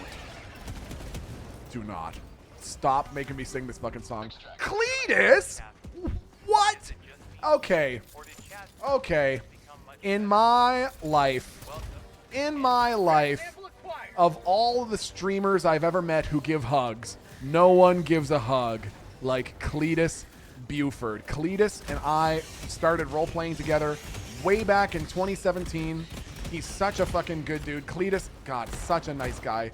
Cletus, thank you so much for the massive raid there, my friend. I hope you had a great stream, buddy. Love you, dude. Miss you, man. Hope we get to play some games sometime soon, buddy. Thank you very much. Welcome, everybody, coming on over from Cletus's channel. I can only imagine that it's an extraordinary and loving group of people. So thank you so much. Great to see you, buddy. Hope you're doing well, man. Hope your health is doing well. And hope by some crazy twist of the fates that I get a chance to see you at a convention sometime soon, my amigo. Okay, but why the fuck does 2017 feel like last year? You have not said anything more true this stream. Like, I can't... Time is going so fast now, it just all blends together. Like, I still think of joining the Army in 2014 as being 3 years ago. To me, joining up to be a machine gunner in the Army was 3 years ago. No, that is a fucking decade. I'm going to TwitchCon next year, planning a road trip. Dude, that's fucking awesome, man. I might be going next year as well, so if I do, I will, I'll send you a DM, man. We'll have to link up, okay, dude? The 80s were 20 years ago. What are you talking about? I know, Wayward, exactly. All this joking I do about growing up in the 80s, now I say that I grew up in the 80s and people assume I'm 40, 45. It's because this is 2020 Prestige 4. That's good, actually. That's clever. It is. This is not 2024. This is 2020 Prestige 4. Mod House 2025. Dude, that would actually be sick as fuck. Hey, quit it. Get fucking stomped. You want to go? You want a stomping tool? You'll get a stomping.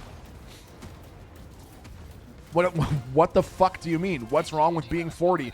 Nothing's wrong with being 40. It's just that I'm 19. Okay? I am 19 years old. Let's play. Guy tried to shoot me with a fucking stim gun. What a dick. 19 plus 40, Milton. No, what the fuck? Lexi, why are you KEKWing at that?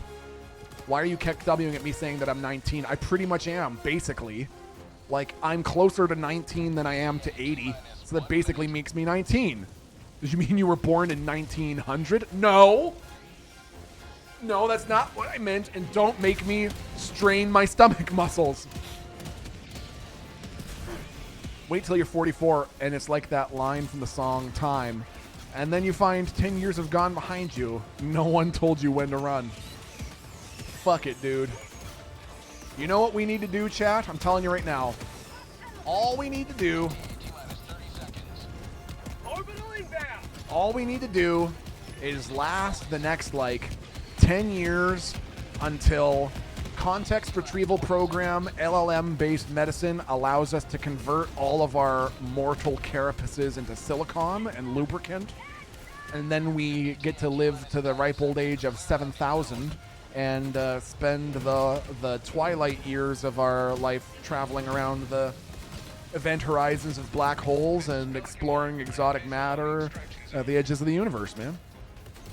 Doesn't that sound sick? Let's go, dude. Replace all my weak mortal parts with immortal silicon parts. 7,000 path. No, but that's the thing is the world is going to be a utopia though. All of you saying I don't want to go that long.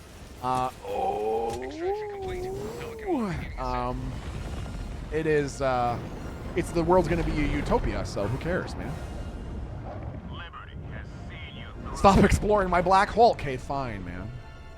How long before space travel is viable? If you want my honest answer, I would say within 20 years. Because when you look at the advancements that are being made in all sorts of sectors, now that they are having the ability to have a centralized, AI, even just to assist catalog and index information, I think we're going to start seeing some huge advances. I think in the next 20 years, we're going to see some crazy shit, man. Do you want to know the real thing, though?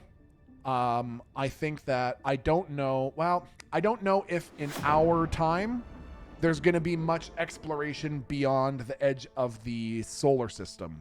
The solar system appears to be the only thing that's really accessible to us right now because the next closest star... Oh, fight it, Milton. The next closest star is 4 light years away, so we're going to have some pretty big advancements to Welcome back. manage to do that. You know what I'm saying? See what I'm saying? A bit further, thanks to you. Now, Peachy Volpixie says, we just had a 10-year anniversary party for my school, and most of the students that attend were babies or in elementary school back then. I felt so old, seriously, dude. I don't know. I think Milton has a pooping kink he's getting off on this right now. What the fuck? It is the male G-spot. Okay. The only way that would even make sense is if I was constipated as fuck and hadn't taken a shit in 3 days and I've got one in the chamber, okay? And even then that would be an upsetting thing to say. And I'm telling you right now, all I got is about 1.5 liters of hot Campbell's soup in there ready to go. Can you not make me go into detail about this, please? Can you not? You sound like you got a big round loaded. No, man. Why Campbell's soup, man? It's the only one that I can think of.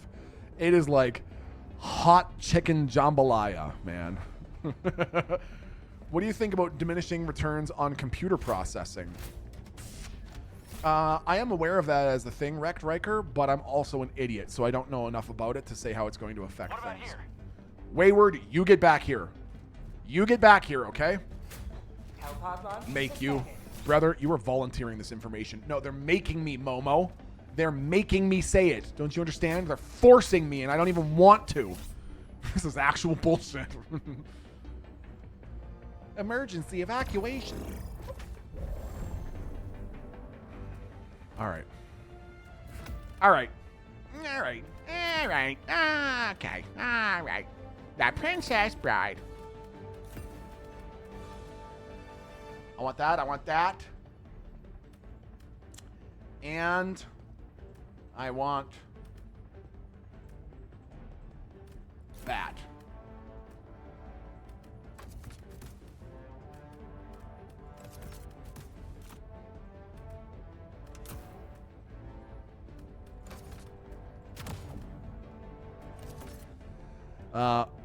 Okay. Friendly Neighborhood Jeff says, I'm going to say that space travel is not viable. Even a trip to Mars hasn't even been done. One accident that ruins a planetary mission with people will set us back decades due to the negative reactions of the public. There's just not enough altruism for our current humanity to consider the future of our species over the relative immediate needs of our generation and our children's. A large portion of society still isn't on board with fighting climate change. I mean, you're not wrong, dude. You're not wrong. You're not wrong. I'm hoping that somehow this whole AI thing will help us to like. Here's my hope. My hope is that we will eventually work together to make like the Chat GPT 9000 not just a late stage capitalism puppet and something that will actually give us good information. And if that happens, that we would trust it and some of the things that it would recommend in terms of like, oh my God, my Tom chat, I'm sorry. Ooh, it's getting worse. I'm losing my train of thought here. Basically, that I'm hoping that things like context retrieval programs and watch where you're walking, fuckhead. Will help us make changes in things like education and like different hierarchical structures within society that will make it easier for people to work together on things like this. Like what I'm trying to have a very intelligent way of saying that. My hope is that we'll have a supercomputer within 20 years that we can say, hey, how can we work together to get to Mars? And then it goes, all right, you fucking donkeys, listen up. This is how you do it. And then we do that thing and then we succeed. You know what I mean? That's my hope. Good news for you. Hello. How are you?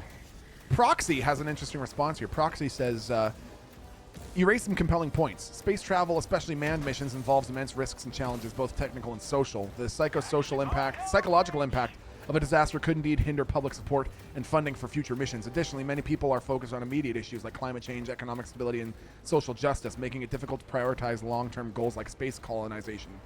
Did you type that into a Chat GPT and get the answer? Proxy, is that a Chat GPT answer, or is that your own answer? Don't you lie to me. Don't you fucking lie to me. Did you ask an LLM that? Did you? I knew it. I knew you fucking did. It just puts a fucking keg W. I knew it. You see. That said, some argue that advancing space exploration could lead to innovations that benefit us here on Earth, including that is goddamn ChatGPT, for fuck's sake. It's in the call's coming from inside the house. Dead internet theory, man. The dead internet theory is so weird and probably true. I watched a video on YouTube like maybe last night or the night before about the dead internet theory, and specifically this person was addressing bad AI content on Facebook pages, mostly just taking advantage of like clueless boomers, and it is so embarrassing to see like there's a YouTube page called like patriotic page for true Americans or whatever, and when you click on this page, it is just post after post every 2 hours of a really badly made AI image of like a soldier sitting in a wheelchair with like numerous missing body parts holding a sign, and the sign has been made by one of these AI programs, which is still working on text. And so the sign says something like, "Papal hate Jimmy because Jimmy poor." And then there's just comments from like Edith, age 79, and she's like, back in my day, we supported the troops. And I'm like, God damn it, Edith. Look at the fucking sign. It says Papal hat Jimmy because he's poor. Like, that's not, no soldier, doesn't make any sense, dude. If only more people cared about this generation, they would share photos like that. No, Edith. God.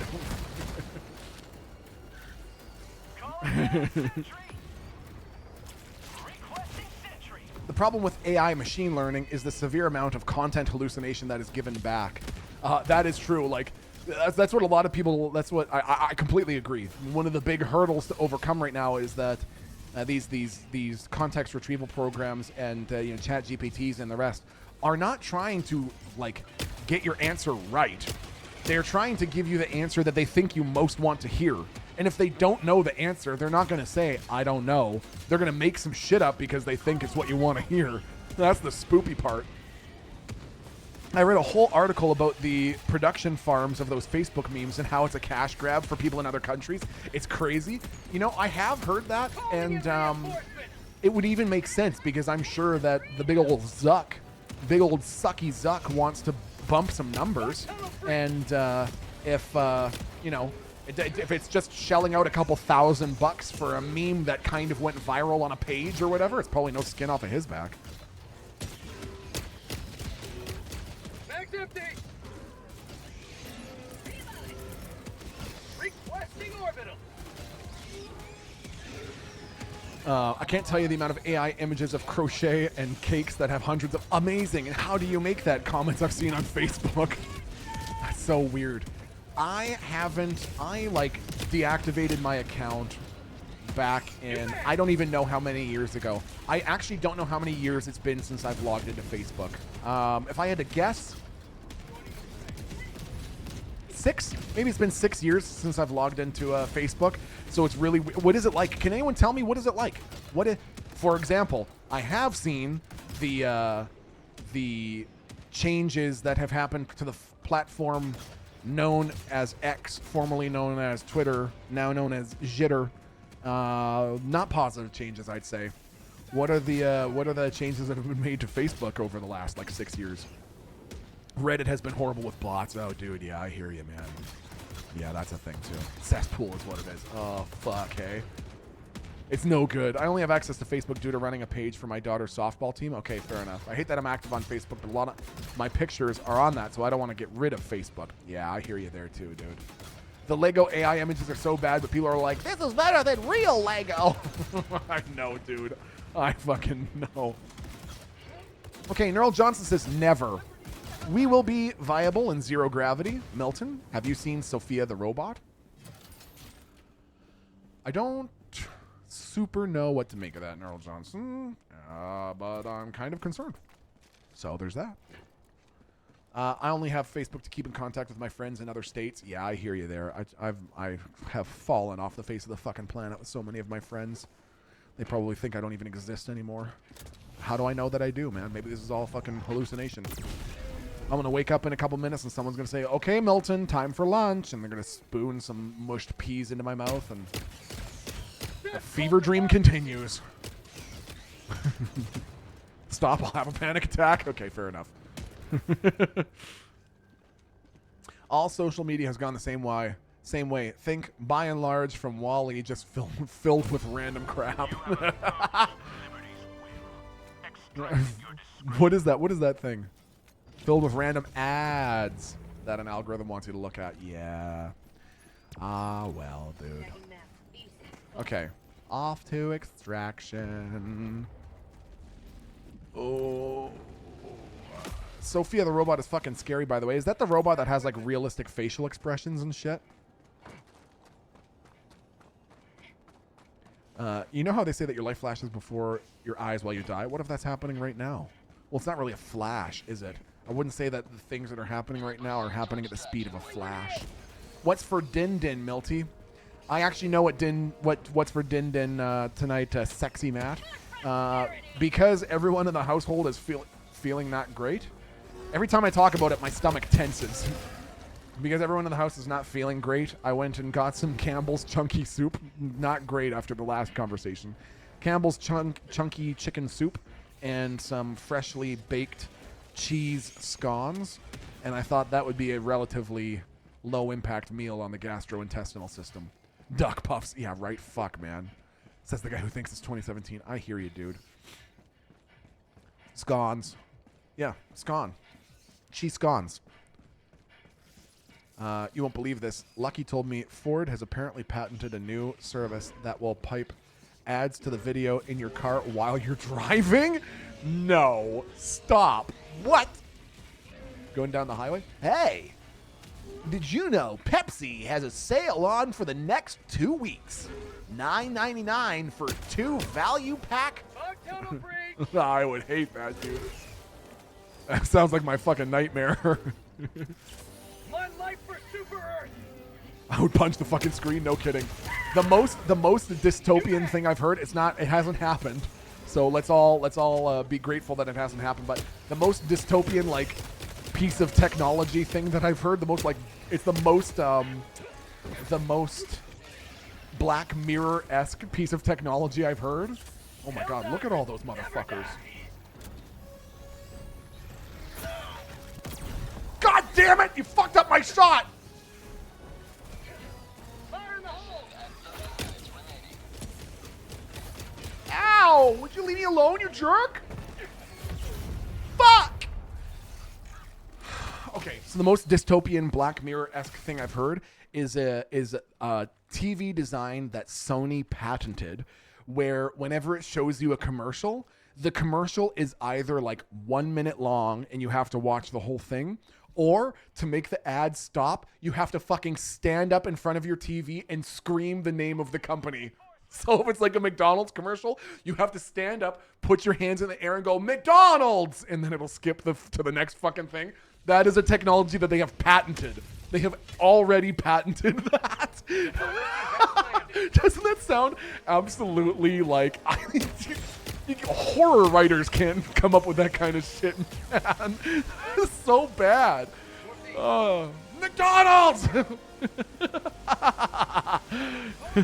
Literally 15 million merits episode right there. Seriously, dude, right? Come on. It's so Black Mirror, I know, dude. Chat, I'm making Molotovs. Does anyone want one? Well, I'm one step closer to becoming a mountain man. I hear you, dude. I'm fortunate enough to have gotten a new car and decided on a Tesla. It actually has helped prevent 2 accidents so far. That's the tech I'm behind. I don't want to see a Whopper jingle as I'm trying to get GPS directions. Yeah, right? Hey, can you tell me how to get to the hospital? My grandma's having a stroke. Well, sure we can. But first, have you heard that the Marriott hotel chain has a sale on for Christmas? That's right. Are you hoping to visit Gam Gam in fucking LA next month? Well, Marriott has got you covered. Great. Whopper.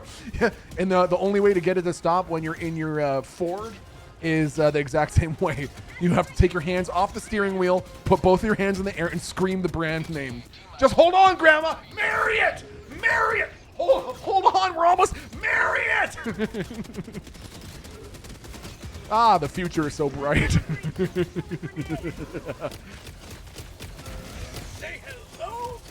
Weirdly, though, honestly, chat, to be totally honest with you, I am actually optimistic.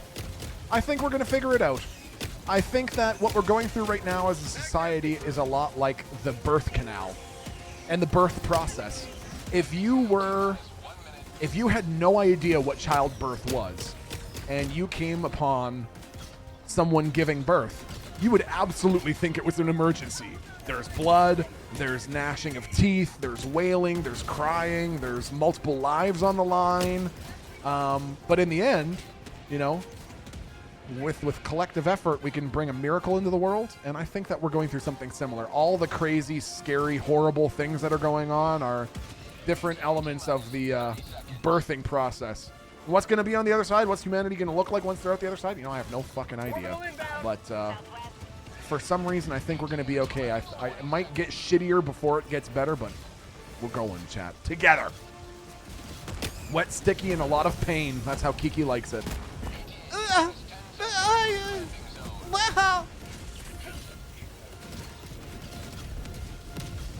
Oh, I fucking love the napalm barrage. It's so sick. This is Pelican 1. I have visual on the extraction zone. You playing the Metal Gear Solid 3 remake. You know, I've never played any of the Metal Gear Solid games, but I heard that Metal Gear 5 was pretty good. Ooh, Nelly. Whew. Countdown initiated. Stand by for takeoff. Extraction complete. I agree, but why help the betterment of humanity when I can make money? Smile.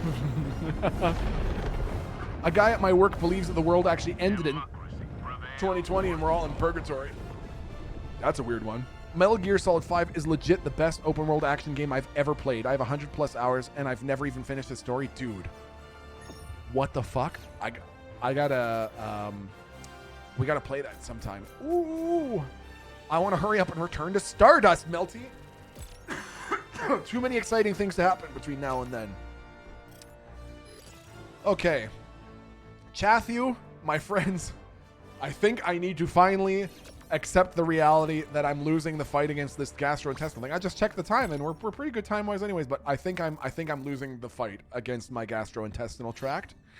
So before there's a second flood in this basement that requires contractors to come and destroy the office to fix, I think it might be best if we say our farewells for now, okay? Thank you so much for... Did you have fun today hanging out and watching some Helldivers 2? I fucking loved playing this game. I love Helldivers 2. I love playing a game where I get a chance to just hang out and talk to chat for a while. So if you had fun today, can I see a smile in chat? Put a little smile. Put a little smile in chat if you had a nice time just hanging out today. I had a lot of fun. You make me smile, even if I feel like my guts are going to fucking explode. Okay, give me 1 second here. I'm fine. This is fine. Woo! Okay, chat, thank you very much for being here. Please be good to yourselves. Please be good to each other. Thank you for all of the subs, resubs, gifted subs, lurkers, chatters, followers, viewers, VOD watchers. You're a wonderful, incredible group that I'm so happy to be here with. I'm just trying to take a little gander here. No Kit Boga. That's all right. Chat, thank you again for being here. Please be good to yourselves. Please have a great night. We're going to be back on Friday. We're going to be back for tons more roleplay next week. I'm really excited to create Sept Dude in Purple RP. Lots of fun adventures to have. Have a wonderful night. And remember to give yourself a break. That thing that you've been stressing out about, the thing that you've been giving yourself a hard time about, it's okay to put that down for a little bit. Okay? You're already good. You're already fine just how you are. Have a very good night. Have a very good Wednesday. We're half done the week. I'll see you for the next stream very soon. The nerds making a comeback. Purple RP. I'm going to see if I can figure out how to show you those trailers. Djibouti and I each made like a 1-minute nerd trailer that we sent to each other without a word over Discord. I'll see if I can show those to you on our next stream. Have a great night. I love you. Take good care. Bye, chat. Bye. Bye.